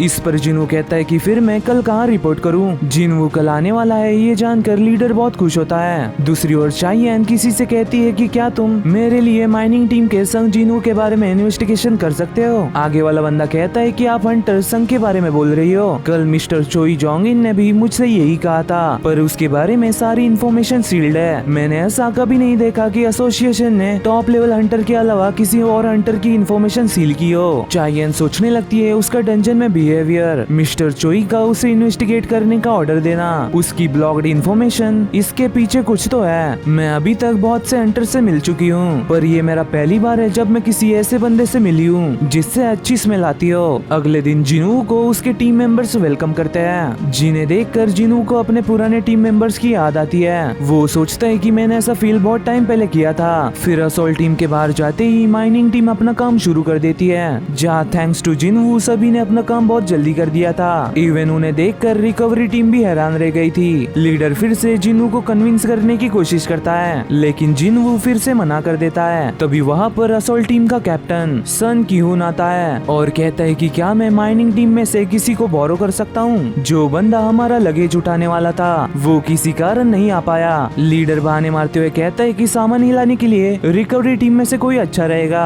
किहून कहता है कि वो कह रहे हैं कि उनके पास भी बहुत कम लोग हैं, अगर तुम में से कोई असॉल्ट टीम के साथ आना चाहे तो तुम्हें रिस्क अलाउंस भी मिलेगा। लीडर कहता है कि ए रैंक डंजन में जाना ये लो लेवल के हंटर्स के लिए फिट नहीं बैठता और ज्यादा पैसे देने से ये चेंज नहीं होगा। किहून फिर से पूछता है कि तुम में से कोई आएगा? इस पर जिनू अपना हाथ खड़ा करता है। लीडर और बाकी उसे समझाने लगते हैं कि अंदर मॉन्स्टर्स होंगे और पैसों के लिए इतना रिस्क लेना तुम्हारी लाइफ के लिए अच्छा नहीं है, पर स्टिल जिनू जाना चाहता था। एक बंदा कहता है कि इसने कल ही टीम ज्वाइन की है, इसलिए इसे ज्यादा चीजें समझ नहीं आती। किहून उसकी रैंक पूछता है और ई रैंक सुनने पर मुस्कुराता है और कहता है कि वो कर सकता है। वैसे मैं हूँ अटैक टीम का लीडर सोन किहून। किहून कहता है कि कल के गेट के मुकाबले ये थोड़ा बड़ा है, बट इससे कल वाले गेट जितनी स्ट्रॉन्ग मैजिक पावर नहीं आ रही, और चिंता मत करो, अगर ये डेंजरस होता तो वो लोग हमें यानी सेकेंड टीम को भेजते ही नहीं। जिनू देखता है कि इस टीम में 6 ए रैंक और 3 बी रैंक के हंटर्स है, हालांकि इनमें कोई भी एस रैंक नहीं है, बट दूसरे गिल्ड्स में ऐसी सेकेंड टीम भी नहीं होती। लेकिन हंटर्स गिल्ड के पास इस लेवल के 2 असॉल्ट टीम्स है। वैसे कल के मुकाबले यहाँ का मैजिक पावर बहुत कम है, बट फॉर सम रीजन मुझे ऐसा फील हो रहा है जैसे रेड गेट में एंटर करते टाइम हुआ था। शायद मैं कुछ ज्यादा ही सोच रहा हूँ। तभी उससे हीलर लड़की कहती है कि चिंता मत करो, यहाँ के सभी हंटर्स बहुत स्ट्रॉन्ग है, अगर तुम हमसे चिपके रहोगे तो तुम पर कोई भी मैजिक बीस्ट अटैक नहीं कर पाएगा। वही किहून सोचता है कि ये रेड मिशन कंप्लीट करने के बाद मैं ऑफिशियली कैप्टन अपॉइंट किया जाऊंगा। ऑल्दो मैं कैप्टन और वाइस कैप्टन जितना अच्छा नहीं हूँ, नॉनदलेस मैं एक ए रैंक हंटर हूँ और ये मैं कर सकता हूँ। तभी सभी अपने गार्ड्स अप कर लेते हैं। ये देखकर जिनू बहुत इम्प्रेस हो जाता है कि वो लोग बिना किसी इंस्ट्रक्शन सभी रेडी हो गए। तभी उन पर डंजन जैकल्स अटैक कर देते हैं, जिन्हें वो सभी अपने पावर और स्ट्रेंथ से चुटकियों में मार डालते हैं और सोचते हैं कि डंजन जैकल से रैंक के डंजन में क्या कर रहे हैं। जिनू पूछता है कि क्या ये मैजिक बीस्ट रेयर है? वो लड़की बताती है कि ये सी रैंक के बीस्ट है। तभी जिनू उनके गले पर पट्टे देखकर बताता है कि ये पालतू है, यानी उन्हें कोई ऐसा हंटिंग डॉग्स यूज कर रहा है। तभी उनके सामने उनके ओनर्स आ जाते हैं, यानी हाई ऑर्क्स। एक ऑर्क अपने स्पीयर से किहून की शील्ड तोड़ देता है। टैंकर अपने टॉन्टिंग स्किल को यूज करता है, लेकिन उन ऑर्क्स को कुछ नहीं होता। तभी वो लोग मेजेस पर अटैक कर देते हैं, लेकिन मेजेस उनका अच्छे से काउंटर करते हैं, बट उन ऑर्क्स की मैजिक रेजिस्टेंस बहुत स्ट्रॉन्ग थी, इसलिए उन्हें एक खरोच तक नहीं आती।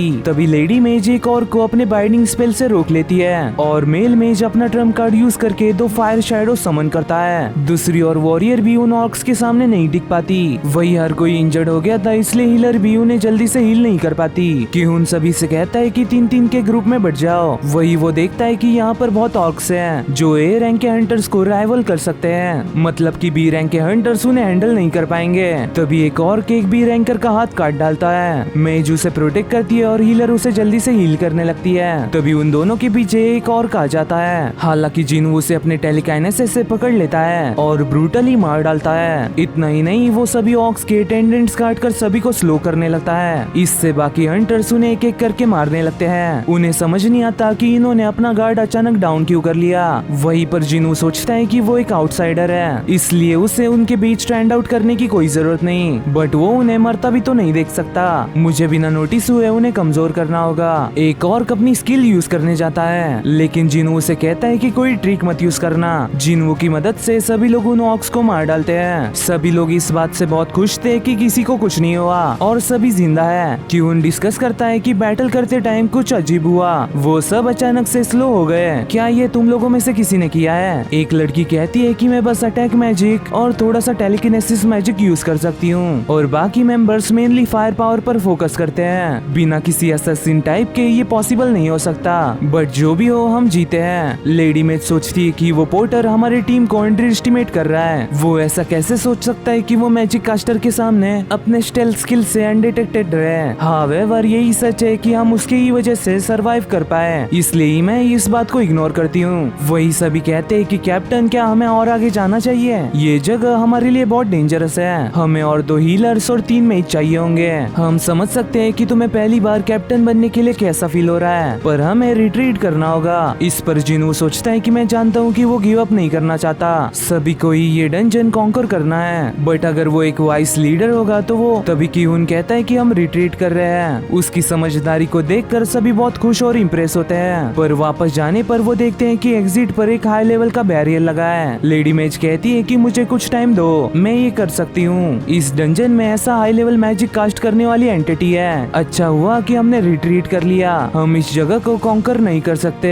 तभी उन्हें इंटेंस मैजिक पावर फील होती है। जिनवू सोचता है कि इवन बी रैंक के हंटर्स को भी वो पावर सेंस हुई, तो ये पावर गेट के बाहर कैसे डिटेक्ट नहीं हुई? वही वो बैरियर एक कर्स मैजिक से बना हुआ था। वो लोग कुछ समझे इससे पहले उनके सामने हाई ऑर्क्स आ जाते हैं। क्यून सोचता है कि अगर हम उनसे फाइट करेंगे तो पॉइंटलेसली मारे जाएंगे, इसलिए वो बात करने के लिए आगे बढ़ता है। वो ऑर्क उसे अपनी भाषा में कुछ कहता है और बाकी ऑर्क्स भी उसके पीछे चैंट करने लगते हैं। तभी उसे कोई पोजेस कर कहता है कि इंसानों, मैं हूँ कारगालगन, मैं तुम इंसानों से मिलना चाहता हूँ। क्यून पूछता है कि क्या तुमने ही गेट ब्लॉक किया है? कारगालगन कहता है कि हाँ, मैं हूँ ग्लोरियस ऑर्क ट्राइब का ग्रेट सॉर्सरर। क्यून पूछता है कि क्या तुमसे भी कोई इस गेम में स्ट्रॉन्गर बेइंग है? इस पर हंसते हुए कारगालगन कहता है कि तुम्हें क्या लगता है, क्या कोई मुझे सरपास कर सकता है? चूज करो, क्या तुम मेरे सोल्जर्स के हाथों मरना चाहते हो या मुझसे मिलना चाहते हो? इस पर क्यून दूसरा ऑप्शन चूज करता है और जिनवू से कहता है कि जैसे ही हम बॉस को देखेंगे हम उस पर अटैक कर देंगे, चाहे कुछ भी हो जाए हम उससे डिस्ट्रैक्टेड रखेंगे। तुम उस अपॉर्चुनिटी का फायदा उठाकर यहाँ से भाग जाओ और मेन असोल्ट टीम को ढूंढो। जिनवू कहता है कि क्या तुम मरना चाहते हो? क्यून कहता है कि हमारा मिशन जिंदा वापस जाने का नहीं है, बल्कि इस गेट को क्लोज करने का है। तभी वो हीलर उसे फेवर मांगती है और कहती है कि क्या तुम मेरी ये डायरी मेरी फैमिली को दे सकते हो? हमें हमारा मिशन कंप्लीट करना ही होगा, पर तुम्हारा ऐसा नहीं है, इसलिए प्लीज यहाँ से जिंदा निकलो। जिनवू सोचता है कि ये डेस्परेट सिचुएशन बिल्कुल हमारे डबल डंजन जैसी है, पर वो लोग उसे छोड़कर भाग गए थे, बट ये लोग उसे बचा रहे हैं। जिनवू कहता है कि मैं ये तुम्हारे लिए करूंगा, बट आई होप की चीजें वैसी ना हो। मीनवाइल जिनवू को ढूंढते हुए चाइयन आती है और लीडर से पूछती है कि क्या तुमने संग जिनवू को देखा? लीडर बताता है कि हाँ, वो जस्ट अभी पोर्टल में गया है। वही कारगालगन के पास जाने के बाद वो सभी उसकी बहुत बड़ी आर्मी को देखते हैं, जहाँ पर उसके जनरल्स भी थे। तभी कारगालगन उन्हें वेलकम करता है। चाइयन सोचती है कि एक ई रैंक का हंटर ए रैंक के डंजन में एज अ पोर्टर काम करने के लिए कैसे मान गया? आखिर वो सोच क्या रहा था? उसके पास वेस्ट करने के लिए मल्टीपल लाइफ्स नहीं है। और हाँ, कल मैंने उसे बॉस रूम के सामने वेपन के साथ देखा था। ये बंदा बहुत सस्पिशियस है। वो लीडर से कहती है कि मैं अंदर देख के आती हूँ। लीडर पूछता है कि अंदर कुछ हुआ है क्या? चाइयन कहती है कि नहीं, ये मेरा पर्सनल बिजनेस है। तभी उसे याद आता है कि उसने कोई भी वेपन नहीं लाया। वो लीडर से पूछती है कि तुम्हारे पास कोई वेपन है? इस पर लीडर उसे पिकैक्स थमवा देता है। चाइयन कहती है कि तुम्हारे पास कुछ और नहीं है क्या, जैसे कि स्वॉर्ड या स्पीयर? लीडर कहता है कि हमारे पास ऐसी चीजें नहीं है, बट मैं इसके बदले में तुम्हें आयरन शवल या क्रोबार दे सकता हूँ। ये सुनकर चाइयन ऐसे ही जाने का सोचती है, बट अंदर रिस्क हो सकता है, इसलिए वो पिकैक्स ले ही लेती है। दूसरी ओर सभी लोग कारगालगन की आर्मी को देखकर बहुत शॉक हो गए थे।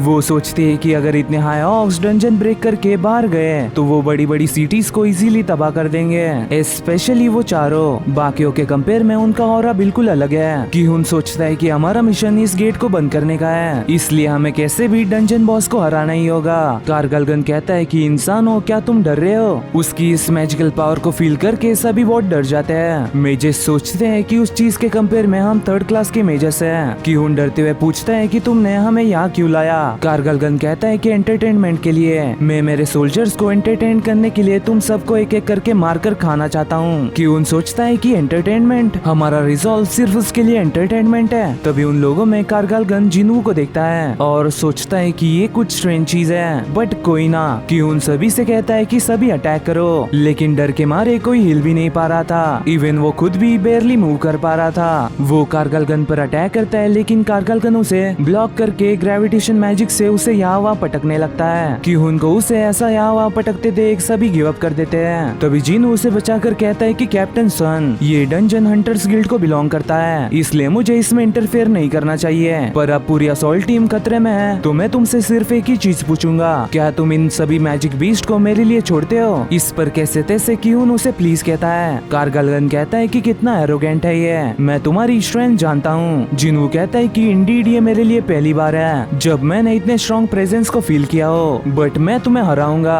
तभी वो अपनी आर्मी को रिलीज कर देता है। मीनवाइल पोर्टल के पास सर्विलेंस डिपार्टमेंट भी आ जाता है। जिनचुल सोचता है कि जिन्हू यहाँ एज अ माइनर क्यों काम कर रहा था, और वो भी लगातार 2 दिनों से। तभी वो लीडर से पूछते हैं कि तुम्हें पता है कि हंटर संग जिन्हू कहाँ है। जिन्हू का नाम सुनकर वो बड़ा बंदा उसकी कंप्लेन करने लगता है। लीडर जिनचुल को बताता है कि वो अभी गेट के अंदर है। असॉल्ट टीम के पास कोई पोर्टर नहीं था, इसलिए वो उनकी मदद करने गया है। जिनचुल सोचता है कि माइनर के बाद एक पोर्टर, उसके एस रैंक बनने के बाद वो जो करता है उस पर सर्विलेंस डिपार्टमेंट की नजर है। आई विश कि वो जानता हो कि वो कर क्या रहा है। लीडर पूछता है कि क्या कुछ हुआ है क्या। जिनचुल कहता है कि कल न्यूज में देख लेना, तुम्हें सब पता चल जाएगा। तभी लीडर उसे बताता है कि चायन भी उसके बारे में पूछ रही थी और वो भी जस्ट अंदर गई है। तभी उन्हें एक स्ट्रेंज ऑरा फील होता है। जिनचुल जल्दी से उन्हें मैजिक पावर फिर से टेस्ट करने कहता है। दूसरी ओर ये ऑरा चायन ने भी फील किया था। वो सोचती है कि किहुन की टीम ने इतने सारे हाई ऑक्स को कैसे हराया होगा, बट अगर अभी जस्ट आई हुई पावर ये डंजन बॉस की है तो उनकी जान खतरे में है, इसलिए मुझे जल्दी करनी होगी। वही कारगलगन कहता है कि तुम कितने नादान हो, तुम मेरी आर्मी के सामने इतनी छोटी फोर्स लेकर आए हैं। जिन्हू कहता है कि तुम्हें हमें अंडर एस्टिमेट करने का पछतावा होगा। फिर वो अपनी new ability monarch domain use करता है और बताता है कि डीमन कासल के 17th लेवल को पार करने के बाद उसे ये न्यू जॉब मिली, इससे उसके सोल्जर्स और भी स्ट्रॉन्ग हो जाते हैं। वही मेजेस को समझ नहीं आता कि ये हो क्या रहा है, क्योंकि नॉर्मली एक एस रैंक का भी मेज ज्यादा से ज्यादा 3-4 सोल्जर समन कर सकता है। फिर दोनों भी आर्मीज में बैटल शुरू हो जाती है। आयरन अपनी टॉन्टिंग स्किल यूज करता है, लेकिन ये काम नहीं करता।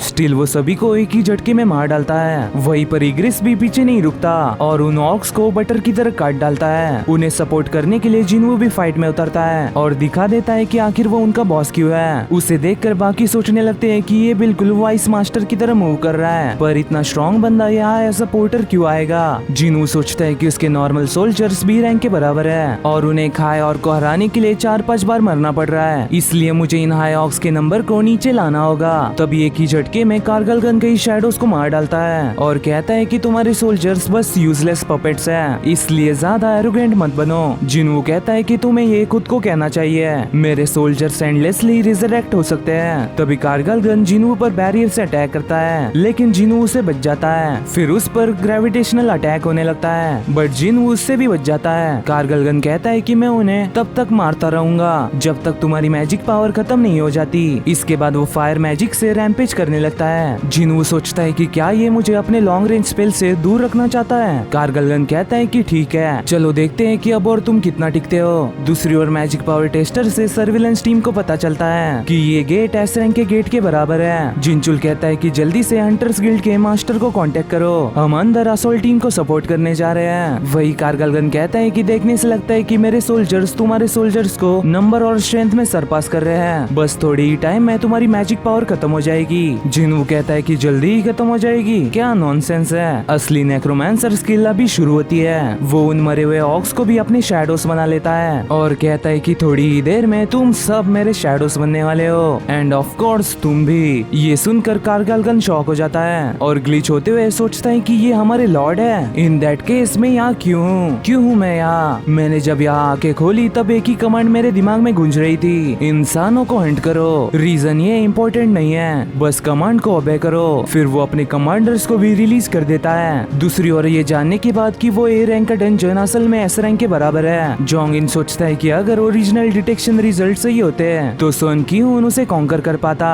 बट ये बहुत अनएक्सपेक्टेड था। अगर गेट ब्रेक हो जाता है तो जेजू आइलैंड इंसिडेंट फिर से होगा। हमें जल्दी से हमारी सभी फोर्सेस गेट के पास भेजनी होगी। इन वर्स्ट केस सिनेरियो हमें व्हाइट टाइगर गिल्ड से और फील्ड गिल्ड से सपोर्ट मांगना होगा। हम सिर्फ इसे और बुरा होने से रोक सकते हैं। मीनवाइल दोनों भी कमांडर्स में बहुत टफ बैटल हो रही थी, जिसमें अकेला ग्रीसी 2 कमांडर्स को हैंडल कर रहा था। वही आयरन एक को मार भी देता है। जिनू कारगलगन से कहता है कि मेरे जनरल ज्यादा स्ट्रॉन्गर है। वही कारगलगन अभी भी शॉक में था। असॉल्ट टीम जिनू की मदद करना चाहती थी, बट कारगलगन उन्हें ऐसा नहीं करने देता और कहता है कि मैं ये मेक श्योर करूंगा कि तुम अपने एरोगेंट मुंह से कुछ भी आवाज नहीं निकल पाओ। वो जिनू पर कर्स मैजिक यूज करता है, लेकिन जिनू को कुछ नहीं होता। जिनू कहता है कि पिटीफुल, मुझ पर पॉइजन और कर्सेस का कोई भी इफेक्ट नहीं है। तभी वो अपने मेजर्स को समन करके उन्हें वो रेड बॉल देता है और कारगलगन की शील्ड को चकनाचूर कर देता है। तभी वहाँ पर चायन आकर सोचती है कि यहाँ पर हो क्या रहा है और क्या उसने इतने बड़े ग्रुप ऑफ सोल्जर्स को समन किया है। फिर वो असॉल्ट टीम से पूछती है कि तुम लोग यहाँ पर कर क्या रहे हो और ये सिचुएशन है क्या। हीलर कहती है कि टू बी ऑनेस्ट हमें भी नहीं पता। वहीं पर कारगलगन स्पेल कास्ट करके बहुत बड़ा हो जाता है। जिनू उसे कहता है कि मुझे जायंट्स बिल्कुल भी पसंद नहीं है, उनके साथ मेरी बहुत बैड मेमोरीज है। यहाँ पर जिनू किसके बारे में बात कर रहा है ये सीजन 1 वॉचर्स को अच्छे से पता है। वही कारगलगन फायर ड्रैगन मैजिक को यूज करके यहाँ वहाँ अटैक करने लगता है। हालांकि इसमें उसके भी कई सारे ऑक्स मारे जाते हैं। कारगलगन कहता है कि तुम्हें अभी भी लगता है कि तुम मुझे हरा सकते हो। तभी जिनू उसके पीछे से आकर उसकी आंख फोड़ देता है और कहता है कि साइज में बड़े होने से तुम एक ऑब्वियस टारगेट बन जाते हो। बिना किसी गार्ड्स के एक मेज एक असैसिन टाइप के हंटर के अटैक को कैसे ही विथस्टैंड कर सकता है। इस पर चिढ़ते हुए कारगलगन पूरे रैम्पेजिंग मोड में चले जाता है और यहाँ वहाँ ब्लास्ट करने लगता है। लेकिन जिनू सभी को डॉज करते हुए उस पर डैगर से अटैक करता है, लेकिन उसे खरोच तक नहीं आती। इसलिए जिनू दिमाग लगाकर उसे एक चेन से बांध कर नीचे गिरा देता है। तभी सर्विलेंस टीम भी वहाँ आ जाती है। चायन के पूछने पर जिनचुल बताता है कि बाहर मैंने स्ट्रॉन्ग मैजिक पावर फील की और यहाँ असॉल्ट टीम की मदद करने आया, बट लगता नहीं कि हमारी यहाँ जरूरत है। चायन सोचती है कि इवन सर्विलेंस डिपार्टमेंट के चीफ भी उसे जानते हैं, वो जरूर एक टॉप टियर फाइटर होगा। इवन वो समनिंग मैजिक भी यूज कर सकता है। तो ये है हंटर संग जिनवू की पावर। वो जिनचुल से पूछती है कि ये कौन है, तुम इसे जानते हो ना। जिनचुल कहता है कि बस थोड़ा सा, मुझे भी ज्यादा नहीं पता। जिनवू कहता है कि जिस मोमेंट एक मेज अपने गार्ड्स खोता है तो इसका आउटकम पहले से ही डिसाइड हो जाता है। लेकिन कारगलगन हार नहीं मान रहा था। इस पर उसके ही कमांडर्स उसे मारने लगते हैं एंड एट द एंड उसे काट डालते हैं। जिनवू सोचता है कि बॉस हार चुका है, पर सभी आइटम्स लेना मुझे ठीक नहीं लग रहा, पर कोई ना, शैडो एक्सट्रैक्शन भी ठीक है। फिर वो कारगलगन को भी अपना शैडो बना लेता है और कहता है कि अभी तुम्हारा मुंह बंद हुआ। तभी उसके सामने उसे नाम देने का नोटिफिकेशन आता है। वो सोचता है कि तुम्हारा नाम क्या था, मैं भूल गया। तभी वो उसके दांत देखकर उसका नाम फैंग रखता है और उसकी एलाइट नाइट रैंक देखकर बहुत सरप्राइज होता है, क्योंकि उसने ऐसा कभी नहीं देखा था। तभी जिनचुल उसे आवाज देता है। जिनू सोचता है कि एक्सट्रैक्शन के चक्कर में मैंने उन्हें नोटिस ही नहीं किया। वही सभी लोग उससे पूछने लगते हैं कि ये हुआ क्या। इस पर जिनचुल उसे ब्लॉक करके कहता है कि हम हंटर एसोसिएशन सर्विलेंस टीम है, तुम्हारे सामने जो हंटर जिनू है वो एसोसिएशन का टॉप सीक्रेट है। हम चाहते हैं कि यहाँ प्रेजेंट हर कोई इस इवेंट को कॉन्फिडेंशियल रखे। हंटर संघ ने तुम लोगों को बचाने के लिए एक एस रैंक हंटर की पावर दिखाई, इसलिए प्लीज कोऑपरेट करो जिससे वो सेफली यहाँ से जा सके। तभी क्यून कहता है कि रुको, मुझे लगता है कि तुम्हारे पास भी रीजंस होंगे, तुम इतनी इमेंस पावर पोजेस करते हो। मैं तुमसे नहीं पूछूंगा कि तुम एज अ पोर्टर यहाँ क्यों आए, बट तुम्हारी वजह से हमने सरवाइव किया। मैं मेरे टीम की तरफ से तुम्हें ग्रेटिट्यूड एक्सप्रेस करता हूँ। तभी जिनू को कुछ याद आता है और वो उस हीलर को उसकी डायरी वापस करता है। चायन जिनू से बात करना चाहती थी, तभी लेडी मेज उससे पूछती है कि तुम पिकेक्स क्यों पकड़ी हुई हो। इस पर शर्माते हुए चायन कहती है कि वो मुझे वियर्ड समझ रहा होगा। आप किसके बारे में बोल रहे हो? अरे कुछ नहीं कुछ नहीं। अगले दिन क्यून जोंगिन को रिपोर्ट करता है। जोंगिन सोचता है कि वो लार्ज नंबर्स में सोल्जर समन कर सकता है, उसकी स्पीड असैसिन टाइप हंटर की इक्वल है। इवन उसके पास डेड मैजिक बीस्ट को कंट्रोल करने की भी एबिलिटी है। इस पर विश्वास करना बहुत मुश्किल है। वैसे तुम्हें मेरे और जिनू में से ज्यादा स्ट्रॉन्ग कौन लगता है? क्यून कहता है कि red mission usually multiple hunters handle करते हैं और आप अपना पार्ट निभाते हैं, जिसमें वो एक दूसरे के वीकनेस को भी कवर करते हैं। मास्टर, अगर आप सबसे डिफिकल्ट ए रैंक के डंजन को फेस करते होते हैं तो क्या आप ये अकेले कर पाते हैं? इस पर जोंगिन कहता है है कि नहीं, लगता है कि ये मेरा अल्टीमेट हंटर का टाइटल एक जोक बन गया है। कि हुन उसे कहता है कि मास्टर प्लीज उसे ले आओ। जोंग इन कहता है कि समझ गया, मैं पूरी कोशिश करूंगा। मीनवाइल जिनवू जिनहो से मिलता है और पूछता है कि गिल्ड मास्टर के मैटर का क्या हुआ, क्या तुमने अपने फादर से बात की। दूसरी ओर हंटर एसोसिएशन के सामने न्यूज रिपोर्टर्स जमा हो गए थे। उन्हें देखकर ली मिनसुंग सोचता है कि ये सब मेरे लिए आए हैं। तभी वहाँ पर यूनो और जोंगिन भी आते हैं। यूनो को समझ नहीं आता कि आखिर यहाँ पर हो क्या रहा है। रिपोर्टर्स उनसे पूछते हैं कि तुम ली मिनसंग को रिक्रूट करने आए हो ना। यूनो सोचता है कि ली मिनसंग वो कौन है, मैं यहाँ उसके लिए नहीं आया हूँ। जोंगिन बताता है कि मिनसंग को फिंड गिल्ड ने पहले ही रिक्रूट कर लिया है और मैं भी यहाँ किसी और काम से आया हूँ। ये सुनकर डिसपॉइंट होकर वो लोग वहाँ से चले जाते हैं। यूनो कहता है कि मैंने वो स्टोरी सुनी, एक ए रैंक डंजन जो नियरली एक एस रैंक बन गया, तुम्हें उससे बहुत प्रॉब्लम हो गई थी ना। जोंगिन कहता है कि तुम्हारे रेड गेट जितनी तो नहीं, जिसमें तुम्हारा एक ए रैंक रुकी भी मारा गया। यूनो कहता है कि मैंने ये भी सुना कि तुम्हें हमारी लगभग मदद चाहिए थी। जोंगिन कहता है कि पर उसने ऐसा होने नहीं दिया, इसे रिपे करने के लिए हम उसके लिए एक ग्रैंड वेलकम रखने वाले हैं। यूनो कहता है कि क्या नॉनसेंस है, उसने हमारी भी मदद की प्लस हमें कैजुअलिटीज भी हुई। वही वो दोनों इस पर झगड़ने लगते हैं कि उसे अपने गिल्ड में कौन लेगा।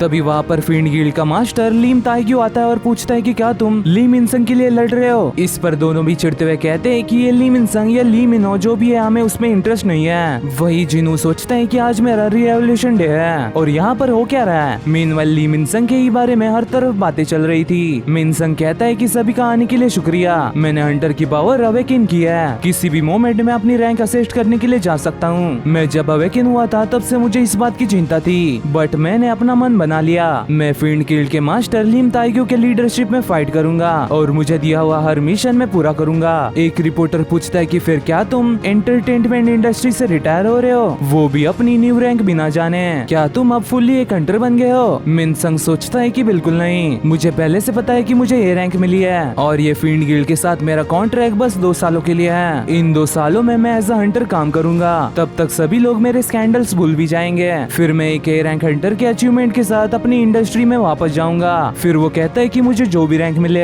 मैं मैजिक बीस्ट से लड़ने में अपनी पूरी जान लगा दूंगा। तभी उसका बॉडीगार्ड जिनू को रोककर कहता है कि अभी प्रेस कॉन्फ्रेंस चल रही है, इसलिए साइड हटो और कैमरे को ब्लॉक मत करो। तभी गनी कहते हैं कि अगर तुमने मेरा रास्ता रोके रखा तो ये मेरे लिए इनकॉन्वीनियंट होगा, वो जेंटलमैन मेरा गेस्ट है और मैंने तुमसे रिक्वेस्ट की थी ना कि यहाँ पर इस टाइम प्रेस कॉन्फ्रेंस मत रखो। मिनसंग उन्हें एक्सप्लेन करने की कोशिश करता है बट वो जिनू को लेकर अंदर चले जाते हैं। अंदर क्या हो रहा है ये चेक करने के लिए मिनसंग अंदर जाने का सोचता है। जिनचुल उसे रोककर कहता है कि अंदर औरों का रिवॉल्यूशन चल रहा है, इसलिए तब तक नो एंट्री। मिनसंग कहता है कि तुम्हें पता भी है मैं कौन हूँ, सिर्फ एक वर्ड और तुम्हारी नौकरी चली जाएगी। जिनचुल कहता है कि मुझे पता नहीं तुम कौन हो, बट अगर तुम यहाँ प्रॉब्लम क्रिएट करोगे तो ये एक वाइज डिसीजन नहीं होगा। अंदर गनी जिनू को बताते हैं कि ये दोनों आज के रिजल्ट्स का बेसब्री से इंतजार कर रहे हैं। वो ईगरली जानना चाहते हैं कि 2 साल बाद एक न्यू एस रैंक हंटर की पावर क्या है। फिर डायरेक्टर उससे कहते हैं कि रिवॉल्यूशन से पहले हमें तुम्हारा हंटर एबिलिटी सिस्टम वेरीफाई करना होगा, वैसे तुम किस तरह की एबिलिटी यूज करते हो। इस पर जिनू उसे एक शैडो समन करके दिखाता है। गनी पूछते हैं कि तुम और भी समन कर सकते हो ना। जिनू सोचता है कि उन्होंने ये देखा है तो ये छुपाने का कोई मतलब नहीं। फिर वो अपनी आर्मी को रिलीज करता है और बताता है कि मैं 100 से भी ज्यादा समन कर सकता हूँ। उसके मैजिकल पावर को फील करके बाहर यूनो और जोंगिन भी बहुत शॉक हो जाते हैं। यूनो सोचता है कि ये मुझसे भी स्ट्रॉन्गर है, तो ये है हंटर संघ की पावर। फिर रिवॉल्यूशन के बाद जिनू को उसका न्यू लाइसेंस दिया जाता है। जिनू सोचते हैं कि अब वो रेड बॉल बेचने पर उस पर कोई शक नहीं करेगा।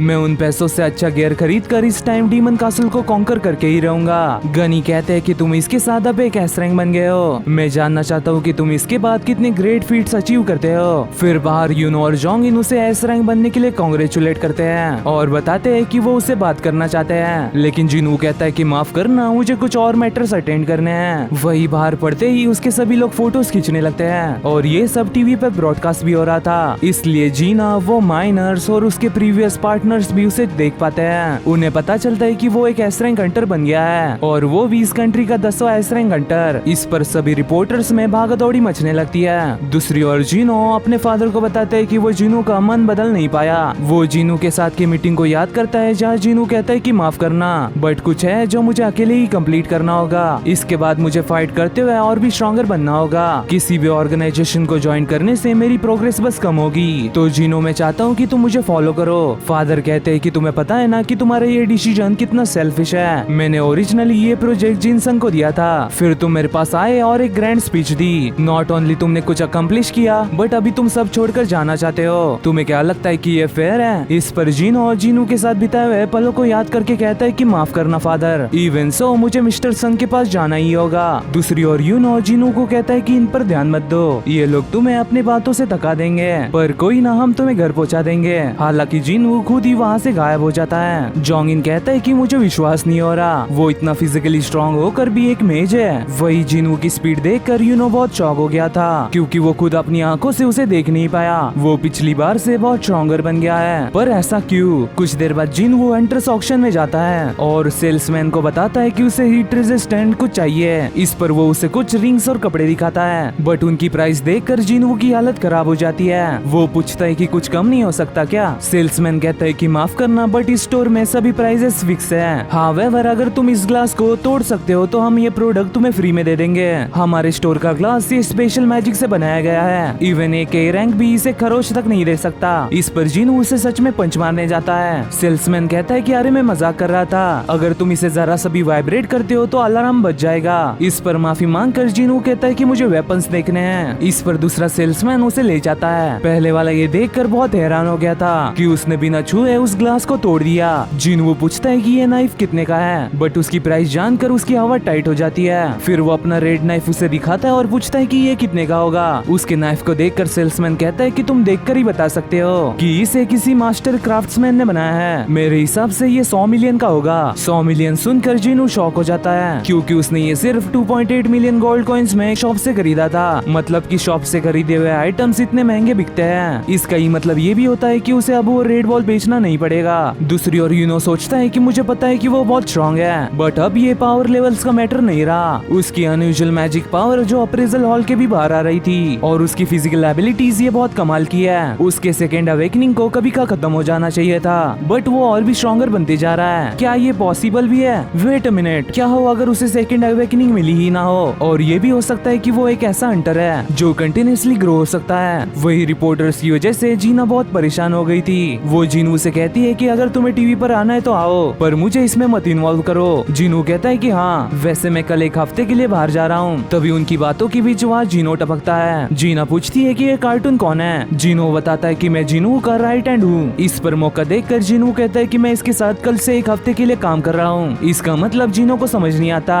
बट जीनू उसे मनवा लेता है और उन दोनों के सोने के बाद सोचते हैं कि अभी के लिए रिपोर्टर्स का आना रुक गया है, बट मीडिया ने पहले ही इसकी रिपोर्ट कर दी है। फिर वो कारगलगन के कमांडर्स को बाहर बुलाता है और सोचता है कि उसके तो 4 कमांडर्स थे ना। एक बताता है कि उसने एक को छत पर फेंक दिया था, उसी वजह से वो उसे एक्सट्रैक्ट नहीं कर पाया। स्टिल वो तीनों बहुत स्ट्रॉन्ग थे, इसलिए उसे ज्यादा कुछ फर्क नहीं पड़ता। वो एक को जीना को प्रोटेक्ट करने कहता है और बाकी कुछ सोल्जर्स को समन करके उन्हें पेट्रोलिंग करने कहता है, जिससे उसके नेबरहुड को कोई प्रॉब्लम ना हो। वही एक पंखों वाली एंट उड़कर कहीं जा रही थी। अगले दिन जीनू को उसके साथ रहने देने के लिए थैंक्स करता है। जीनू कहता है कि कोई ना, बट अब हम क्या करें? तुम्हें अपने घर से ऐसा भागना नहीं चाहिए था। जीनो कहता है कि मैंने ऐसे ही चीजें सेटल करने की सोची। बाय द वे, तुम डाइसंग टावर पर कौन सा काम करने वाले हो? कल तुमने कहा कि तुम एक हफ्ते के लिए कहीं जा रहे हो। जीनू कहता है कि ये ट्रेनिंग जैसा है। इस पर जीनो कहता है कि तुम और भी स्ट्रॉन्गर बनना चाहते हो, जबकि तुम एक एस रैंक बन गए हो। फिर जीनू उसे थैंक यू बोलकर डीमन कासल को कॉन्कर करने के लिए निकल पड़ता है और देखता है कि अब उसे डीमन कासल के हाईएस्ट फ्लोर पर जाकर डीमन मोनार्क बारान को हराना होगा। इसके बदले में उसे शैडो एक्सचेंज रूइन स्टोन और कई सारे एबिलिटी पॉइंट्स भी मिलेंगे।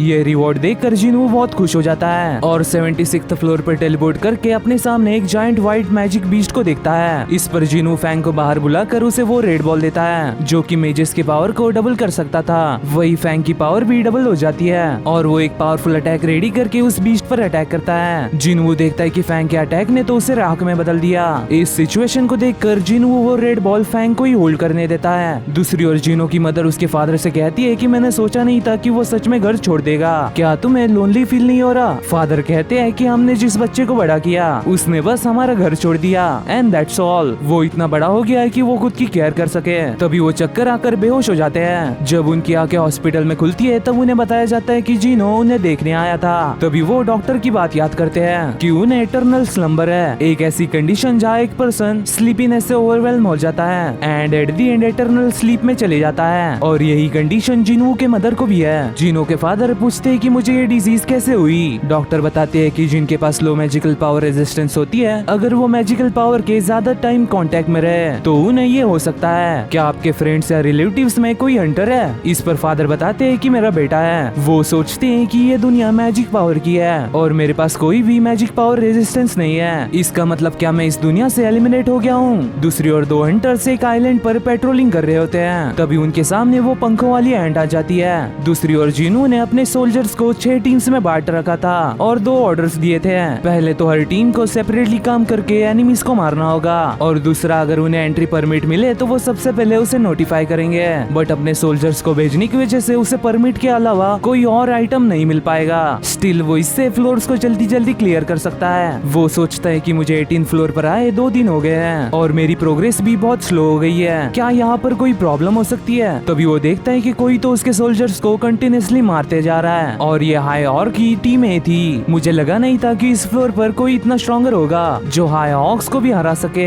मैं टीम ए को वापस बुलाता हूँ और देखता हूँ कि यहाँ पर हो क्या रहा है। इन्वेस्टिगेट करने पर वो देखता है कि टीम ए के बाद टीम बी पर अटैक हुआ। ये जो भी एनिमी है वो पावरफुल है, बट अजीब चीज ये है कि टीम ए के पास फैंग की टीम थी तो टीम बी पर अटैक कैसे हुआ जो कि टीम ए से बहुत दूर थी? क्या इसका मतलब वो फैंग जितना स्ट्रॉन्ग नहीं है? अगर वो खुद से कमजोर ओपोनेंट्स को ही टारगेट कर रहा है तो उसका नेक्स्ट टारगेट टैंक की टीम होगी और होता भी ऐसा ही है। कुछ डीमन नाइट्स टैंक की टीम पर अटैक करते हैं, फिर जिनू के उनके सामने आने पर वो उस पर भी अटैक कर देते हैं। हालांकि जिनू उन डीमन नाइट्स को इजीली हरा देता है। वही ये देखकर उनका लीडर बहुत डर जाता है। जिनू सोचता है कि मैजिक बीस्ट भी डर फील कर सकते हैं, ये मुझे अब पता चला। फिर उन दोनों के बीच बैटल शुरू हो जाती है जहाँ कुछ ही सेकंड्स में वो लीडर सरेंडर कर देती है और कहती है कि आई एम सॉरी, हम हार गए हैं इसलिए प्लीज मुझे छोड़ दो। जिनू कहता है कि पहले तुमने मुझ पर अटैक किया, अब तुम चाहती हो कि मैं तुम्हारी लाइफ बख्श दूं और वैसे भी मैंने तुम्हारे कंपेनियंस को भी मार दिया है। वो लड़की कहती है कि एक लॉर्ड को प्रोटेक्ट करने की एक नाइट की ड्यूटी होती है, इसलिए मैं जब तक ठीक हूँ तब तक वो हैप्पी रहेंगे।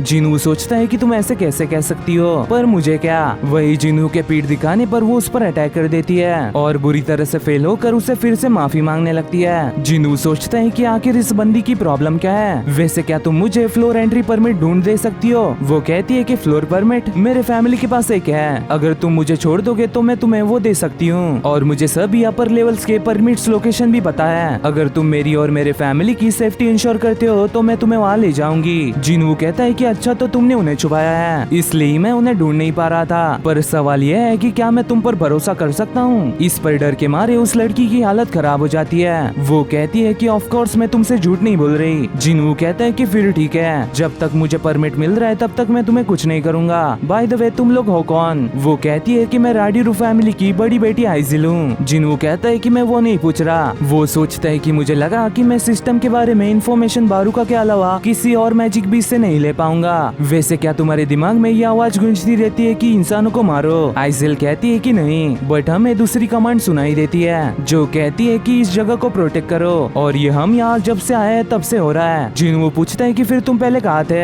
आइजिल बताती है कि डीमन रेल्म में एक दिन जब हमारे सेंसेस वापस आए तब हमने खुद को यहाँ देखा। जिनू पूछता है कि तुम डीमन रेल्म में क्या कर रहे थे? आइजिल बताती है कि वॉर की तैयारी, एक ऐसे फॉर्मिडेबल एनिमी से जो इतना स्ट्रॉन्ग था कि सभी डीमंस को एक साथ आना पड़ा। उस टाइम हम उस पावरफुल एनिमी से लड़ने की तैयारी कर रहे थे। इसके आगे वो ग्लिच होते हुए कहती है कि डिस्क्लोजेबल इंफॉर्मेशन, ये कन्वर्सेशन ब्लॉक की जाती है और यही वो रिपीट करते करते बेहोश हो जाती है। दूसरी ओर उस पंखों वाली एंट ने अकेले ही उस बड़े आइलैंड को तबाह कर दिया था। इस पर बात करते हुए जिनचुल बताता है कि इसमें इन टोटल 294 सिविलियन कैजुअलिटीज हुई और 108 हंटर्स इस बैटल में एंगेज हुए, जिसमें 4 ई रैंक, एक सी रैंक और एक बी रैंक मारे गए। फिर उसे एक ए रैंक हंटर की मदद से मारा गया, मतलब कि उस एंट की पावर लगभग एक ए रैंक के हंटर की बराबर है। इन्वेस्टिगेशन डिपार्टमेंट ने उसकी बॉडी चेक करके कंफर्म किया है कि वो एंट एक ए रैंक के बराबर है। गनी कहते हैं कि वो आइलैंड जेजू आइलैंड के 120 किलोमीटर दूर था और अगर उन एंट्स ने और भी स्ट्रॉन्गर फ्लाइंग एबिलिटीज गेन कर ली तो वो यहाँ हमारे नेशन तक भी आ सकते हैं। इमीडिएटली जापान से सपोर्ट रिक्वेस्ट करो और आजू बाजू के कंट्रीज को भी चौकन्ना रहने कहो। जो खतरा आने वाला था वो अब आने वाला है, इसलिए हम एक सेकेंड भी वेस्ट नहीं कर सकते। कोई कैजुअलिटीज हो इससे पहले मैं उन पर एक्शन लेना चाहता हूँ और as a president of hunter association मैं 4th Jeju island raid mission को इनिशिएट करने का ऑर्डर देता हूँ। मीनवाइल आइसिल जिनू से कहती है कि मुझे माफ करना, मुझे पता नहीं मैं कैसे बेहोश हुई। जिनू कहता है कि कोई ना, बट तुम्हें अभी ठीक लग रहा है ना? आइसिल कहती है कि क्या तुम्हें मेरी चिंता हो रही है? जिनू कहता है कि वैसा ही कुछ। बाय द वे हमें और कितना टाइम लगेगा? आइसिल कहती है कि हम पहुंच ही गए। उस कासल में राडिरू फैमिली रहती है। वही उसके फादर बॉर्गन उससे पूछते हैं कि तुमने इस बंदे को यहाँ क्यों लाया, तुम्हें दिख नहीं रहा क्या उस बंदे के शैडोज में काउंटलेस सोल्जर्स छुपे हैं। और ये तो चायन की तरह परसेप्टिव निकला। बॉर्गन कहते हैं कि अगर तुम मेरी बेटी को धोखा देकर इस कासल पर कब्जा करना चाहते हो तो ये भूल जाओ कि तुम यहाँ से जिंदा बच पाओगे। जिनवू कहता है कि मैंने उसे प्रॉमिस किया है, जब तक मुझे परमिट मिलेगा तब तक मैं उसे कुछ नहीं करूंगा। इस पर बॉर्गन सोचते हैं कि मैंने सुना है कि इसने मीटस और वल्कन को भी हरा दिया है, हम इसे हरा नहीं सकते। फिर वो हार मानकर उसे परमिट दे देते हैं और कहते हैं कि तुम्हारे यहाँ काम हो गया ना तो जल्दी से यहाँ से भाग जाओ। जिनवू कहता है कि मैं और एक चीज चाहता हूँ, मुझे आइसिल उधार चाहिए। ये सुनकर बॉर्गन बहुत गुस्सा हो जाता है। जिनवू कहता है कि मेरा मतलब वो नहीं था, मुझे वो एज ए गाइड चाहिए। उसने कहा कि उसे फ्लोर परमिट्स की लोकेशन पता है। बॉर्गन पूछते हैं कि तुम मेरी बेटी की सेफ्टी की गारंटी देते हो। इस पर जिनवू हाँ करता है। दूसरी ओर एक national level S rank hunter Goto ryuji उस पंखों वाले एंट पर पोस्टमार्टम होते हुए देख रहा होता है। तभी वहाँ पर उसकी सेक्रेटरी आती है। वही थैंक्स टू आइसिल जिनवू को 19th फ्लोर का परमिट मिल गया था। इसी बीच इग्रिस और टैंक भी लेवल अप कर गए थे, मतलब कि अब वो एक एस रैंक और एक ए रैंक के बराबर है। आइसिल सोचती है कि नेगोशिएशन के लिए प्रिपेयर किए हुए गिफ्ट सब वेस्ट हो जाएंगे। जिनवू कहता है कि तुम उन्हें वापस ले जाओ। आइसिल कहती है कि मैं ऐसा नहीं कर सकती। 19th फ्लोर के ऊपर के फ्लोर्स को हाई रैंकिंग नोबल्स मैनेज करते हैं और वो लोअर लेवल वालों से बहुत डिफरेंट लेवल के हैं, इसलिए बातचीत करके परमिट लेना ज्यादा अच्छा रहेगा। जिनवू पूछता है कि अगर मैं तुमसे कमजोर होता तो क्या तुम मुझसे बातचीत करती, और ऐसे ही दुनिया वर्क करती है। वैसे तुम बाकी डीमन नोबल से रैंकिंग के लिए कम्पीट कर रहे हो ना, मैं राडिस फैमिली को नंबर 1 बना दूंगा। इस पर आइसिल खुश होते हुए पूछती है कि तुमने मेरी फैमिली को क्यों छोड़ दिया। जिनवू कहता है क्योंकि तुम मुझे पसंद हो। ये सुनकर आइसिल शर्म से लाल हो जाती है। जिनवू कहता है कि तुम वापस जा सकती हो, तुमने कहा था ना कि आने वाले एनिमी स्ट्रॉन्ग हो सकते हैं, और मैंने वैसे भी तुम्हें प्रोटेक्ट करने का तुम्हारे फादर को प्रॉमिस किया है, इसलिए मुझे बस परमिट्स की लोकेशन बता दो और वापस चली जाओ। आइसिल कहती है कि क्या मैं तुम्हारे लिए यूजलेस हूँ। जिनवू कहता है कि ऐसा नहीं है, तुमने बहुत अच्छा काम किया। पर आइसिल कहती है कि मैं तुम्हें एंड तक फॉलो करूंगी, मैं देखना चाहती हूँ कि तुम किस तरह की अचीवमेंट्स अचीव करते हो। जिनवू कहता है कि ठीक है फिर चलो। आगे वो सोचता है कि जैसे आइसिल ने कहा था वैसे ही गार्डियन मैजिक बीस्ट की स्ट्रेंथ और क्वांटिटी बहुत ड्रास्टिकली इंक्रीज हुई है। फिर भी मैं स्टेप बाय स्टेप टॉप तक क्लाइम करूंगा। मुझे एलेक्सर ऑफ लाइफ बनाने के लिए मटेरियल्स पाने ही होंगे, उसके लिए मैं हार नहीं मानूंगा। दूसरी ओर जोंगिन चायन से कहता है कि मुझे और तुम्हें भी 4th Jeju island raid mission के लिए कॉल आया था ना। देखने से लगता है कि हमारे अलावा व्हाइट टाइगर गिल्ड के प्रेसिडेंट यूनो और इस कंट्री के बाकी एस रैंक हंटर्स को भी आया होगा। ये ऑफिशियली डिसाइड किया गया है कि हम नेबरिंग कंट्री के साथ कोऑपरेट करेंगे, और मेरा मतलब जापान से है। उन पंखों वाले एंट्स की फ्लाइंग एबिलिटीज को देखते हुए वो लोग भी उनके अटैक रेंज में आते हैं। एज लॉन्ग एज वो एलिमिनेट किए जाते हैं तब तक ये मैटर नहीं करता कि उन्हें कौन एलिमिनेट करता है, बट एक्शन कब तक लिया जाएगा ये अभी तक डिसाइड नहीं किया गया है। बट मेरे हिसाब से ये जल्दी शुरू हो जाएगा। और बैटल प्लान को डिस्कस करने के लिए अल्ट्रा लार्ज गिल्ड के हंटर्स आज हमारे नेशन में आने वाले हैं। मीनवाइल जिनवू 100वें फ्लोर पर पहुंच जाता है और सोचता है कि यहाँ कोई नहीं दिख रहा। तभी उनके सामने एक ड्रैगन लाइक क्रिएचर आता है जिसके ऊपर डीमन लॉर्ड डीमन मोनार्क बारान बैठा था। उसके ऑरा को देखकर जिनवू सोचता है कि क्या मैं इसे हरा भी सकता हूँ। वही उसके ऑरा की वजह से आइसिल भी बहुत डर गई थी। और सोलो लेवलिंग में जब किसी का ऑरा कमजोर लोगों को भी फील होता है तो समझ लो कि वो बंदा बहुत खतरनाक है। जिनवू सोचता है कि ये वैन वर्न बहुत अनोइंग होगा, और मैंने सोचा नहीं था कि यहाँ पर एक नॉन डीमन क्रिएचर भी होगा। तभी बारन अपने आर्मी को समन करने लगता है, जो देखकर जिनवू को समझ नहीं आता कि इतने बड़े आर्मी के सामने क्या करे। फिर वो अपने मोनार्क डोमेन को यूज करके अपने शैडोज को भी बाहर निकाल लेता है, और देखते ही देखते अपने आर्मी की मदद से कुछ डीमंस को ऐसे ही मार डालता है। वही ऐसी टेक्निक को देखकर आइसिल भी बहुत शॉक हो गई थी। वो सोचती है कि पर हम डीमन मोनार्क बारन के अगेंस्ट है, जो कि इस जगह का रूलर है, और दूसरे साइड एक आउटसाइडर है। आखिर मैं किसकी साइड चूज करूं? तभी बारन एक अटैक रेडी करके आसमान में फेंकता है, जिसके कारण आसमान से थंडर नीचे गिरने लगती है। वही आइसिल मारी जाए इससे पहले जिनवू उसे बचा लेता है और सोचता है कि ये लाइटनिंग कोई नॉर्मल लाइटनिंग नहीं है, ये एक स्टर्न इफेक्ट के साथ एक वाइड रेंज का अटैक है। हालांकि मेरे सोल्जर्स फिर से रिवाइव हो सकते हैं, पर अगर वो इसी लाइटनिंग से हिट होते रहे तो मेरा माना बहुत जल्दी ही खत्म हो जाएगा। इस पर एक्शन लेते हुए वो स्टेल्थ और डैश स्किल यूज करके बारन के पीछे आकर उस पर अटैक करता है, लेकिन स्टेल्थ में होने के बावजूद बारन उसे रोककर उसे दूर फेंक देता है और उसे ट्रैक करते हुए उस पर अटैक करने लगता है। लेकिन सही टाइम पर जिनवू फैंग और इग्रिस को ऑर्डर देता है। फैंग अपने पावरफुल मैजिक से बारन पर अटैक करता है और इग्रिस इस मौके का फायदा उठाकर काइजलिन का सर काट डालता डालता है। उसके गिरने पर जिनू कहता है कि अब तुम नीचे आए। अरे यार, ऊपर देखते देखते तो मेरी गर्दन दुखने लगी थी। वही बारन भी अब फाइट में उतर जाता है। दूसरी ओर वो सेक्रेटरी बताती है कि मैं हूँ ड्रॉसवॉर्ड गिल्ड से हानेकावा और यह गिल्ड के मास्टर गोटो ryuji। वो मेरी ट्रांसलेशन के थ्रू कम्युनिकेट करेंगे। गनी सोचते हैं कि ड्रॉसवॉर्ड गिल्ड ये जापान की सुपर लार्ज गिल्ड है जिसमें 11 एस रैंक हंटर्स है और वो एशिया की सेकंड लार्जेस्ट गिल्ड भी है। और इस एंटायर गिल्ड को मैनेज करने वाला गोटो ryuji अपने ऑरा से अपने नाम पर खरा उतरता है। ryuji कहता है कि एक साथ असोल्ट टीम को फॉर्म करने के प्रपोजल को एक्सेप्ट करने के लिए शुक्रिया। गनी कहते हैं कि इसकी कोई जरूरत नहीं, हम ही थे जिसने तुम्हें पहले मदद मांगी, इसलिए हमें तुम्हें थैंक यू करना चाहिए। आगे ryuji कहता है कि तुमने प्रोवाइड की हुई इन्फॉर्मेशन से हम कई कंक्लूजन्स पर पहुंचे हैं। उसमें ऑपरेशन से रिलेटेड 2 की पॉइंट्स भी है। पहला तो उनकी लाइफ स्पैन, वो हैच होने के बाद रैपिडली ग्रो करते हैं, बट इसी वजह से उनकी लाइफ बस 1 साल की ही होती है। इसका मतलब अगर वो क्वीन एंट मारी जाए तो इसके ही 1 साल बाद बाकी एंट्स भी मारे जाएंगे। और दूसरा है उन एंट्स का बिहेवियर पैटर्न। पिछले 3 रेड मिशन से हमें पता चला है कि वो एंट्स पावरफुल एनिमी से अट्रैक्ट होते हैं, मतलब कि स्ट्रॉन्ग मैजिकल पावर से। इस टाइम हम उनके इस हैबिट को मद्देनजर रखकर कॉम्बैट प्लान बनाएंगे। गनी सोचते हैं कि हमने भी एंट्स के एक्शंस को देखा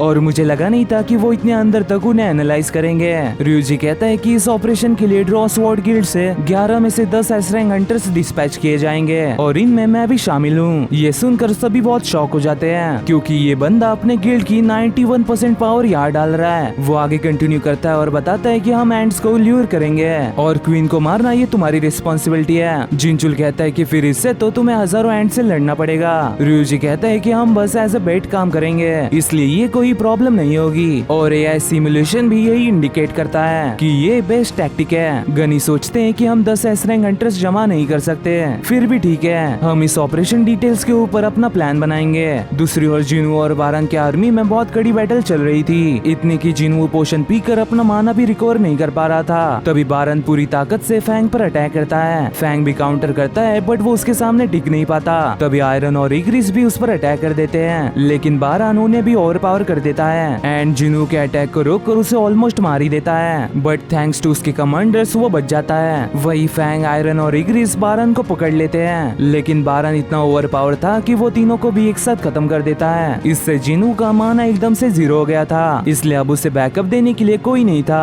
अगर वो मारा जाएगा तो मारा जाएगा। इसके बाद उन दोनों मोनार्क्स में एक टफ बैटल शुरू हो जाती है जहाँ वो एक दूसरे को बहुत अच्छी टक्कर दे रहे थे, बट बारन जिनू के नाइफ्स को उड़ा देता है और उसे अपनी ओवरवेलमिंग स्ट्रेंथ से उसे ओवर पावर करने लगता है। जिनू सोचता है कि मैं इसके अटैक को किसी भी हालत में डॉज नहीं कर सकता। तभी आइसिल अपने स्पीयर से बारन को डिस्ट्रैक्ट करती है। जिनू सोचता है कि यही मेरा मौका है, मैं अपने बूस्टेड स्ट्रेंथ और रूलर सैंड की मदद से उसे हरा सकता हूँ। फिर वो रूलर सैंड को यूज करके बारन को पकड़ लेता है और उसे ओवर पावर करके उसके हाथ उखाड़ लेता है। बट बारन स्टिल उस पर फाइनल अटैक करने जा रहा था, लेकिन जिनू उसे अपनी पूरी ताकत से एक जोरदार और शोरदार पंच मारता है। उसके इस पंच के कारण बारन का सर खाक में बदल गया था। वही बारन के हारते ही बाकी डीमंस भी गायब हो जाते हैं। आइसिल पूछती है कि तुम ठीक तो हो ना। जिनू कहता है कि वापस जाओ और अपने फादर को रिपोर्ट करो, अब से राडिस फैमिली ये टॉप रैंक है। इस पर आइसिल इमोशनल होते हुए कहती है कि वो राडिस नहीं राडिरू है। डीमन मोनार्क बारन के मरते ही जिनू को एलिक्सर ऑफ लाइफ बनाने के लिए तीसरा आइटम भी मिल जाता है, पर इसका सक्सेस रेट और क्वांटिटी ये इंटेलिजेंस लेवल पर डिपेंड हो रहा था, तो जिनू थोड़ा परेशान हो जाता है। फिर भी वो एलिक्सर ऑफ लाइफ क्राफ्टिंग के लिए डाल देता है, जहाँ उसे एलिक्सर ऑफ लाइफ की 6 बॉटल्स मिलती है। हालांकि स्टिल जिनू इस चिंता में था कि क्या ये सच में मेरे मदर को क्योर कर सकता है या नहीं। तभी वह आयरन काइजलिन की बॉडी लाता है। जिनू उसे आराइज होने कहता है और सोचता है कि तुम्हारा नाम क्या था। केजलिन, केकालीन, अरे जो भी हो,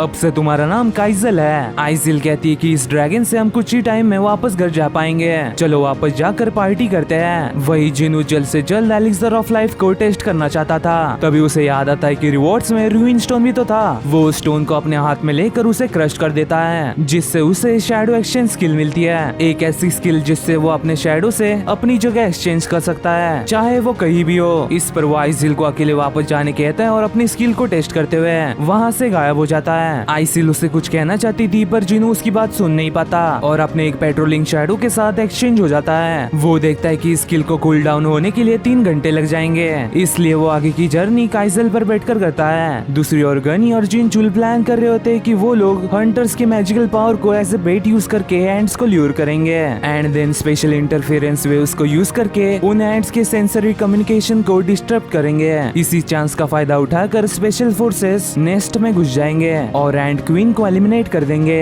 पर इशू ये है कि क्या ये इंटरफेरेंस वेव्स प्रॉपरली वर्क करेंगे या नहीं। गनी कहते हैं कि अगर मैं कहूँ कि मैं अनईजी फील नहीं कर रहा हूँ तो मैं झूठ बोल रहा हूँ। हावेवर हमारे इन्वेस्टिगेशन रिजल्ट एकदम एक्यूरेट है। अगर इंटरफेरेंस वेव्स फेल होती है तो हमने रिट्रीट प्लान भी बना लिया है। हमें अब बस हंटर्स को उस आइलैंड पर भेजने की तैयारी करनी होगी। एडिशनली क्या तुम्हारा हंटर संग से कांटेक्ट हुआ? जिनचुल बताता है कि नहीं। मीनवाइल यूनो अपने पुराने साथी मिन बिंगू के साथ ड्रिंक कर रहा होता है। वो बताता है कि मिन बिंगू एक एस रैंक हीलर है। इस दुनिया में वो उन कुछ हंटर्स में से है जिन्होंने सही सलामत यंग एज में रिटायरमेंट ले ली। एंड ऑल्सो वो मेरा लाइफ और डेथ कंपेनियन भी है। बाय द वे हम इस बंदे को सीजन 1 के एपिसोड 1 में ही देख चुके हैं। बिंगू पूछता है कि क्या तुम सच में जाने वाले हो? तुमने देखा था ना कि यूनसो कैसे मरा था। यूनो कहता है कि इसलिए ही मैं जाना चाहता हूँ। अगर वो हैंड्स ऐसे ही खुले में भटकते रहे तो इस पूरी कंट्री का भी यूनसो की तरह हो जाएगा। ऐसे नहीं तो वैसे मुझे जाना ही है, पर एक अच्छा काम करके जाना मुझे ज्यादा ठीक लग रहा है। ये सुनकर बिंगो कहता है कि उसने तुम्हारी ही तरह ये कहा था, पर चाहे कुछ भी हो जाए मैं नहीं आऊंगा। अगर तुम मुझे इनवाइट करने आए हो तो मेरी तरफ से ना है। इस पर यूनो कहता है कि मैं तुम्हें गुड बाय कहने आया हूँ, शायद मैं तुमसे फिर से ना मिल पाऊँ। बिंगो बताता है कि मैं सिविल सर्विस एग्जाम देने का प्लान कर रहा हूँ। मुझे और खून खराबा नहीं देखना है, इसलिए मैं सिविल सर्वेंट बनकर सभी की मदद करना चाहता हूँ। हालांकि मैं बस हिस्ट्री में ही अच्छा हूँ, इसलिए मेरे लिए ये एग्जाम थोड़ा टफ होगा। यूनो पूछता है कि तुम हिस्ट्री में अच्छे कब हुए?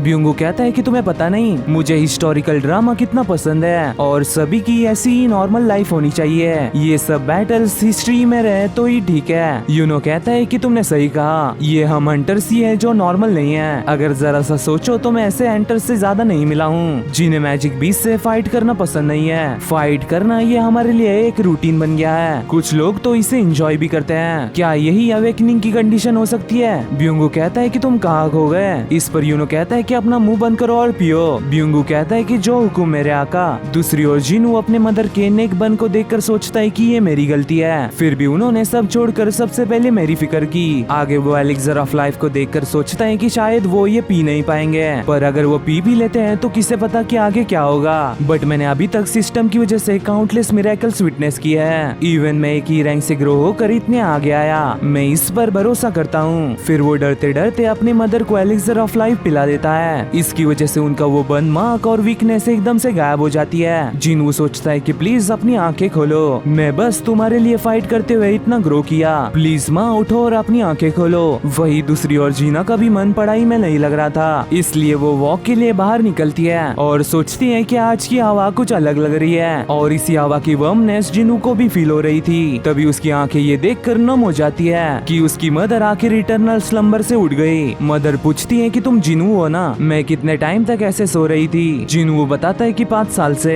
मदर पूछती है कि जीना कैसी है? जिनू कहता है कि वो ठीक है। ये सुनकर मदर खुश होते हुए कहती है कि थैंक यू जिनू, तुमने अपना प्रॉमिस रखा और तुम कितने मैच्योर बन गए हो। लेकिन तुम्हारी बॉडी जख्मों से भरी है, शायद तुमने खुद को बहुत पुश किया होगा, ये तुम्हारे लिए बहुत टफ रहा होगा ना? इस पर रोते हुए जिनू कहता है कि मैं ठीक हूँ। यहाँ अपना बंदा इतना इमोशनल हो गया था कि कुछ कहो ही ना। आखिर अपनी माँ को फिर से ठीक देखने के लिए वो एज ए रैंक काम करते रहा। लोगों ने उसे हजारों ताने सुनाए, फिर भी वो अपने फैमिली के लिए मेहनत करते रहा। इसमें वो एक बार मर भी चुका है, स्टिल हार न मानकर वो इतने आगे तक आया। वही डॉक्टर को ये जानकर विश्वास नहीं हो रहा था कि इटर्नल स्लम्बर से कोई जाग भी सकता है। जूनियर डॉक्टर बताता है कि इतना ही नहीं, पेशेंट के बॉडी में कोई भी एबनॉर्मलिटीज नहीं है, इसलिए पेशेंट की फैमिली उन्हें जल्द से जल्द डिस्चार्ज करनी चाहती है। फिर कुछ देर बाद वह जीना भी आती है और अपने माँ को फिर से ठीक देखकर बहुत ही ज्यादा इमोशनल हो जाती है। ये देखकर जिनू सोचता है कि मेरे एफर्ट्स का मुझे आज रिवॉर्ड मिला, फाइनली मुझे अपना रियल रिवॉर्ड मिला।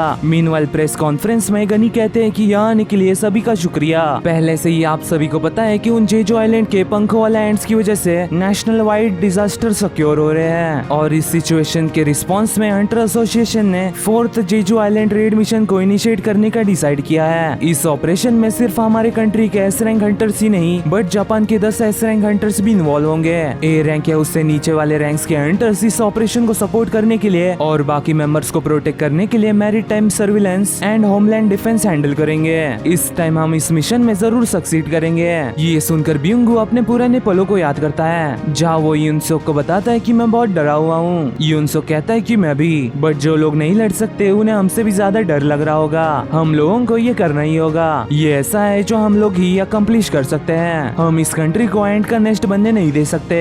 यूनो नशे में कहता है कि भाड़ में जाओ, मैं उन चीजों को बस अपने हाथों से ही मचल कर रख दूंगा। इस पर मुस्कुराते हुए यूनसो कहता है कि दोनों पर्सनैलिटी और एबिलिटीज में हमें यूनो की ज्यादा चिंता करनी चाहिए। उसे क्रिटिकल टाइम्स में जो हेल्प कर सकता है वो हम दोनों ही हैं। वही जिनू के घर ना होते जीना ने घर का कबाड़ा कर रखा था। इस पर मुस्कुराते हुए मदर कहती है कि कोई ना, चलो इन 4 सालों में पहली बार क्लीनिंग करते हैं। क्लीनिंग करते हुए मदर कहती है कि ये घर बहुत पुराना हो गया है, गंदगी इजीली निकल भी नहीं रही। जीना कहती है कि क्योंकि मैं जब पैदा हुई तब से हम यहाँ रह रहे हैं। वही अपनी फैमिली को फिर से ऐसा देखने के लिए जिनू की नजरें तरस गई थी। बट मेरा दिल अभी भी अनईजीनेस से भरा है। क्या एक हंटर होते हुए मैंने एक ऐसी लाइन क्रॉस कर दी जो मुझे क्रॉस नहीं करनी चाहिए थी। तभी मदर अपनी फैमिली का फोटो देखकर पूछती है कि जिनू, क्या तुम्हारे फादर ने तुम्हें कांटेक्ट किया? वैसे मैंने तुम्हारी न्यूज देखी, तुम्हें एक हंटर बन गया हो ना। तुम्हारे फादर एक हंटर बनने से पहले एक फायर फाइटर थे।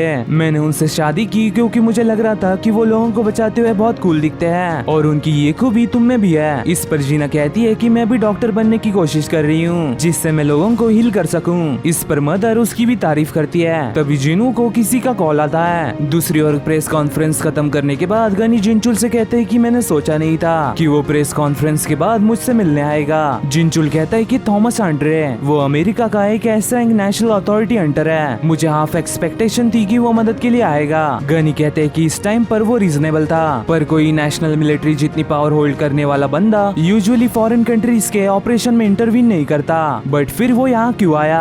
उसने कहा था कि वो यहाँ से बस गुजर रहा था। शायद वो हमें हंटर वोंग डोंगसू के बारे में इंटिमिडेट करने आया होगा या उसे कुछ और चीज वेरीफाई करनी थी। वैसे क्या हंटर संग अभी तक अनरीचेबल है? जिनचुल कहता है कि नहीं, हमने उसे कांटेक्ट किया था, वो जस्ट आते ही होगा। गनी जिनू को बताते हैं कि हम 4 दिन में निकलने वाले हैं। ये रेड मिशन हमारे लिए बड़े टाइम से गोल था और क्या तुम हमारी इसमें मदद करना चाहोगे? जिनू सोचता है कि ये लेवल अप करने का बहुत अच्छा मौका है, पर अब जब उसके पास उसकी फैमिली वापस आ गई है तो उसे ऐसा रिस्क लेने की कोई जरूरत नहीं। तभी उसे इमेंसिव मैजिकल पावर वेव्स फील होती है। इस पर हंसते हुए गनी कहते हैं कि बहुत इम्प्रेसिव, तुमने यहाँ इतने दूर से ही वो सेंस कर लिया। एस रैंक हंटर्स जिम्नासियम में वार्म अप कर रहे हैं, अगर तुम्हें इंटरेस्ट हो तो क्यों ना वहाँ होकर आओ। दूसरी ओर एक एस रैंक हंटर यूनो को पटकनी दे देता है और कहता है कि तुम अभी बहुत यंग हो, इसलिए अपने लेग्स और बैक ज्यादा स्ट्रेंथन करने में थोड़ा ध्यान दो। यूनो कहता है कि अभी मैं एक ऑफिस वर्कर बन गया हूँ। गनी जिनू को बताते हैं कि एस रैंक हंटर्स ऐसे रेयरली जमा होते हैं और वो मैजिकल पावर वेव्स उनसे ही आई होगी। जिनू कहता है कि वो बंदा यूनो को पीछे ढकल रहा है। इस पर जोंगिन कहता है कि अगर यूनो ऑल आउट जाता है तो प्रोबेबली हंटर माउस के सामने टिक भी नहीं पाएंगे।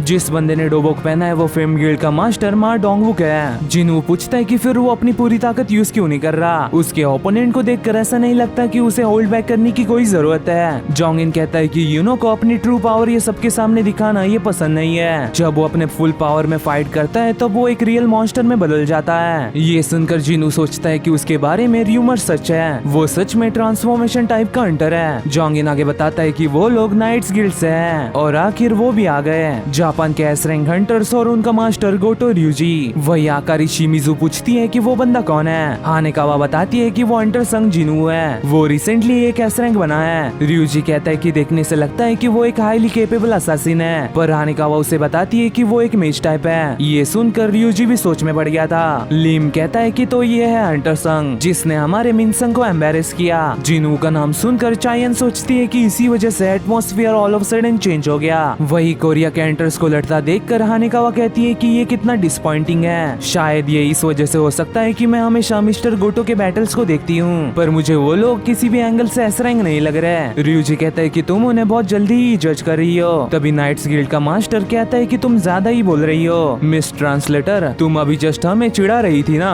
मैं ये बता सकता हूँ, चाहे तुम जापानीज में ही क्यों ना कहो। उसका असिस्टेंट बताता है कि ये है नाइट्स गिल्ड के master Mister Park Jongsu. By the way ये बंदा भी बहुत कमाल का है, बट A1 प्रोडक्शन वालों ने इसके सारे सीन्स ही काट दिए। हानेकावा कहती है कि मैंने इसके बारे में कभी नहीं सुना। असिस्टेंट बताता है क्योंकि मास्टर एक एस रैंक नहीं बल्कि एक A रैंक है, इसलिए शायद तुमने उनके बारे में नहीं सुना होगा, बट स्टिल हम इस कंट्री के टॉप 5 गिल्ड्स में आते हैं। तभी चायन उन्हें कहती है कि तुम ज्यादा ट्रबल कॉज ना करो तो ये अच्छा है। जोंगसू कहता है कि पर पहले वो ही हमें कमजोर कह रहे थे। इस पर ryuji कहता है कि ठीक है, फिर अब जब सभी लोग यहाँ पर हैं तो क्यों ना एक फ्रेंडली मैच रखा जाए, पर इसमें सिर्फ एस रैंक हंटर्स ही पार्टिसिपेट करेंगे। तुम इस मैच के रूल्स को डिसाइड कर सकते हो। गनी कहते हैं कि ये सुनकर अच्छा लगा। हावेवर मेजेस की स्ट्रेंथ को जज करना ये थोड़ा मुश्किल है, इसलिए नॉन कॉम्बैट हंटर्स को इसमें शामिल ना किया जाए। यूनो कहता है कि अगर बस कॉम्बैट टाइप के हंटर्स ही पार्टिसिपेट करने वाले हैं तो वृष्ट को पकड़ना, बैक को टच करना या नीचे गिरा देना ये लॉस में कंसीडर किया जाएगा। पर ये मैच 1-on-1 फाइट नहीं होगा, सभी एक साथ जाएंगे। वैसे भी आइलैंड पर सभी चीजें ऐसे ही कैओटिक होने वाली है, इसके लिए ryuji मान जाता है और अपने साइड से टावाटा, कुमामोटो, होशिनो और तानाका को भेजता है। वही कोरिया से लिम, चाइयन, यूनो और डोंगवुक आते हैं। जिनवू सोचता है कि गोटो ryuji फाइट नहीं कर रहा, पर उसकी वजह से अब मैं S-रैंक हंटर्स के बीच बैटल देख पाऊंगा। वही माँ डोंगवुक अपनी साइज बड़ी करके तानाका से स्ट्रेंथ बैटल करने लगता है। दूसरी ओर यूनो की फाइट चल रही थी कुमामोटो से, लिम ताइक्यू की होशिनो से और चाइयन की ऑब्वियसली टावाटा से। ताइक्यू सोचता है कि ये बंदा बहुत फास्ट है, मुझे इससे क्लोज कॉम्बैट अवॉइड करना होगा क्योंकि मेरी एक्सपर्टीज ये लॉन्ग रेंज कॉम्बैट में ही है। इस पर तानाका कहता है कि ये बंदा बहुत प्रॉब्लमेटिक है, इसलिए होशिनो जल्दी से इसे खत्म करो। तभी डोंगवुक उस पर अटैक करता है। जोंगिन कहता है कि मास्टर ये अरीना टॉप टियर मैजिक जेन से बनाया गया है ना। गनी कहते हैं कि हाँ, बट लगता है कि हमें अपने रीइंफोर्समेंट स्टैंडर्ड्स को और भी बढ़ाना होगा क्योंकि कोई भी नॉर्मल हंटर इस अरीना को खरोच तक नहीं दे सकता, पर ये लोग अरीना का कचरा कर रहे हैं। वही यूनो सोचता है कि ये हंटर्स एस रैंक के भी टॉप टियर हंटर्स हैं, इसलिए उनके हाथ पकड़ने से ज्यादा कुछ नहीं होगा। अगर जरूरत पड़े तो हमें उन्हें तोड़ने के लिए भी रेडी रहना होगा। पर कुमामोटो उससे बस भाग ही रहा होता है। यूनो सोचता है कि ये बंदा किसी भी एंगल से कॉम्बेटिव टाइप नहीं लगता। कुमामोटो सोचता है कि मैं ऐसी सिचुएशन को हैंडल करने में बहुत बुरा हूँ, आफ्टर ऑल मेरा रिजॉल्व इनफ नहीं है। यूनो सोचता है कि ryuji उन्हें टेस्ट करने के लिए हमें यूज कर रहा है, जिससे वो जान सकेगा कि वो लोग एंड से फाइट करने के लिए रेडी है या नहीं। इस पर गुस्सा होते हुए यूनो अपनी थोड़ी पावर दिखाता है, हालांकि फिर भी कुमामोटो उससे बस भाग ही रहा था। जोंगसू कहता है कि ये लोग मॉन्स्टर्स हैं, इवन मेरे जैसा एक रैंक उनके सामने टिक भी नहीं पाएगा। इस पर उसका असिस्टेंट उसे चीयर करते हुए कहता है कि ऐसा नहीं है, आप भी बहुत स्ट्रॉन्ग हो मास्टर। तभी होशिनो ताइक्यू को हरा देता है और तानाका डोंगवुक को।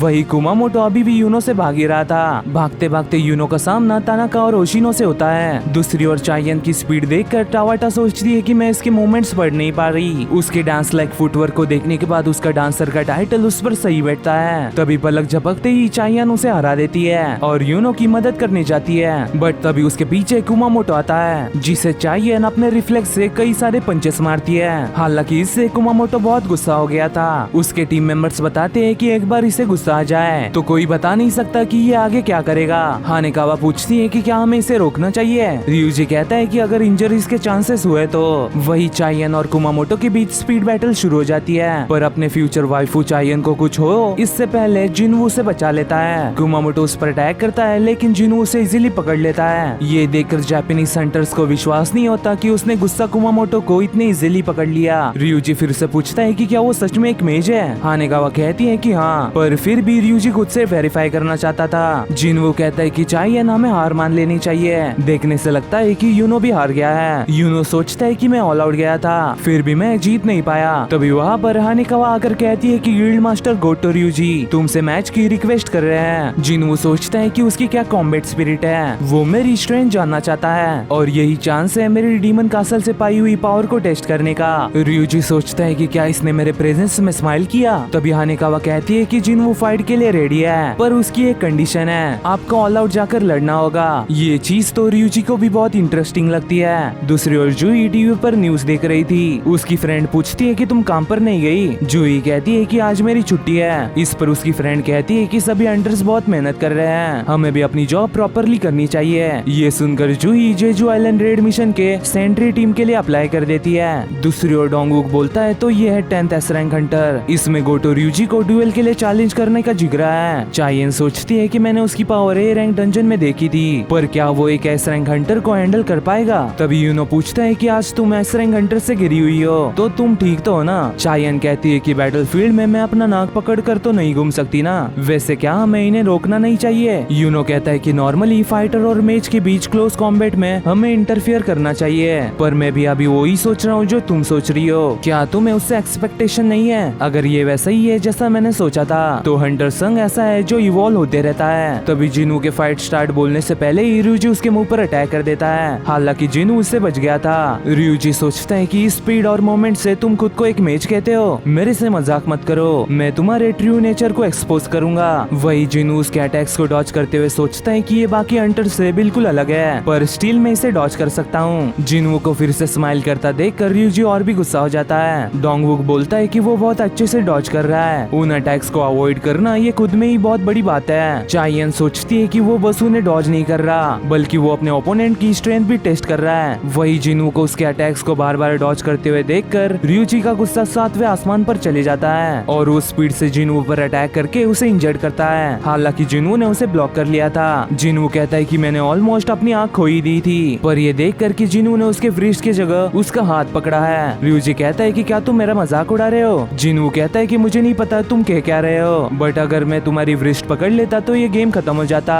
और तुम भी ये खत्म नहीं होने देना चाहते ना। इस पर वो दोनों भी पीछे जाकर अपनी फुल ऑरा रिलीज कर देते हैं। उन्हें देखकर सभी सोचते हैं कि ये दोनों बहुत सीरियस हो गए हैं। अगर वो फाइट करते रहे तो दोनों में से कोई भी जिंदा वापस नहीं आ पाएगा। पर सही टाइम पर आकर सभी लोग उन्हें रोक लेते हैं। यूनो कहते हैं कि यही रुकते हैं, अगर कुछ गलत हो जाता तो कोई भी इसकी रिस्पॉन्सिबिलिटी नहीं लेता। इसी बात पर मैच को खत्म कर दिया जाता है। डोंगवुक कहता है कि गोटो से फाइट में सिर्फ एक स्क्रैच लेना ये बहुत इम्प्रेसिव है। वही जिनवू सोचता है कि मैं बहुत फ्लो में चले गया था, पर कोई ना, अब मैं सबकी स्ट्रेंथ जानता हूँ और मैंने उनके शैडोस में अपने शैडो सोल्जर्स भी डाल दिए हैं। वैसे अगर मानवा की बात की जाए तो एनीमे से कई सारे सीन्स काटे गए हैं, जैसे कि जोंगसू का हानेकावा के साथ का सीन, जहाँ वो उसे दिखा देता है कि आखिर वो इस कंट्री के one of the top 5 guild को क्यों चलाता है। एंड पर्सनली कहूँ तो मैं गोटो, ryuji और जिनवू के फाइट के लिए बहुत एक्साइटेड था, पर A1 प्रोडक्शन वालों ने यहाँ भी हक दिया, क्योंकि गोटो ryuji एक ऑलमोस्ट नेशनल लेवल का हंटर है और अपने अंडर 11 S रैंक हंटर्स को लीड करता है। अगर मैं आपको एक नेशनल लेवल हंटर की पावर बताऊं तो वो एक कंट्री के बराबर होती है। फिर तुम पूछोगे कि उसका इस फाइट से क्या लेना देना। तो मैं बता दूं कि जब गोटो ryuji जिनवू को वो स्क्रैच देता है तब जिनवू के सामने एक नोटिफिकेशन आता है ये बताते हुए कि ये बंदा तुम्हें मारना चाहता है। ये देखकर जिनवू सोचता है कि मुझे ये फाइट जल्द से जल्द खत्म करनी होगी, नहीं तो सिस्टम मुझे डोंगसू की तरह ryuji को एलिमिनेट करने का ऑर्डर देगा। इस पर वो दोनों भी अपनी फुल पावर से एक दूसरे पर अटैक करते हैं। देन बाकी सब आकर उन्हें रोकते हैं। हालांकि देखने वाली बात यह है कि यहाँ पर गोटो ryuji की हवा टाइट हो गई थी और जिनवू को देखने के बाद वो ऑलमोस्ट चड्डी में मूती दिया था। इससे ही हमें ये पता चलता है कि डीमन मोनार्क बारान को हराने के बाद जिनवू एक नेशनल लेवल हंटर के बराबर हो गया है। खैर कुछ देर बाद गनी ryuji को गाड़ी में छोड़ते हैं। तभी जिनवू उनसे कहता है कि मुझे आपसे जेजू आइलैंड रेड मिशन के बारे में बात करनी है। मीनवाइल ryuji अपने वाइस गिल्ड मास्टर सुगीमोटो को बताता है कि यहाँ पर एक एक्सेप्शनल स्किल्ड हंटर है। सुगीमोटो कहता है कि होगा, पर ड्रॉ स्वॉर्ड गिल्ड के मास्टर जितना तो नहीं। वैसे तुम किसके बारे में बात कर रहे हो? ryuji कहता है कि संग जिनवू के बारे में, वो रिसेंटली ही एक S रैंक हंटर बना है। सुगीमोटो बताता है कि इस नाम का मिशन हंटर लिस्ट में कोई भी नाम नहीं है। दूसरी ओर चायन जोंगिन को बताती है कि जिनवू जेजू आइलैंड के रेड मिशन के लिए नहीं आ रहा। इस पर जोंगिन कहता है कि उसके भी कुछ रीजंस होंगे, बट ब्यूंगू भी लिस्ट में नहीं था। लेकिन हमारे पास अब 15 S रैंक हंटर्स हैं। इस टाइम हमें विक्ट्री हासिल करनी ही होगी। वही जिनवू अपने घर आने के बाद अपने फैमिली को देखकर खुश होता है और बताता है कि मेरी मदर 4 साल बाद उठी है, अब उन्हें मेरी जरूरत है, इसलिए मुझे जेजू आइलैंड जाने की कोई जरूरत नहीं। दूसरी ओर फूड सप्लाईज खत्म होने की वजह से उन एंट्स ने एक दूसरे को ही खाना शुरू कर दिया था। इसलिए क्वीन सोचती है कि हमें यहाँ से जल्द निकलना होगा, इसलिए मुझे एक स्ट्रॉन्गर बच्चा चाहिए जो हमें लीड करेगा। वही एक बड़े एग से एक एंट बाहर निकलती है और अपनी शेप चेंज करके एक जोरदार सा रॉर करता है। उसे देखकर क्वीन कहती है कि मेरे बच्चे और भी स्ट्रॉन्ग बनो। न्यूज में सभी को बताया जा रहा था कि एंट्स बहुत जल्दी से ग्रो हो रहे हैं। थर्ड जेजू रेड मिशन के दौरान वो जमीन पर चला करते थे, पर अब उन्होंने अपना फॉर्म बदल कर मैसिव विंग्स उगा लिए हैं। इसलिए हंटर एसोसिएशन ने एंट टाइप मॉन्स्टर्स के अगेंस्ट न्यू स्ट्रेटेजीज अनाउंस की है। वही बिंगो कुछ बच्चों को देखता है जो S रैंक हंटर बनना चाहते थे।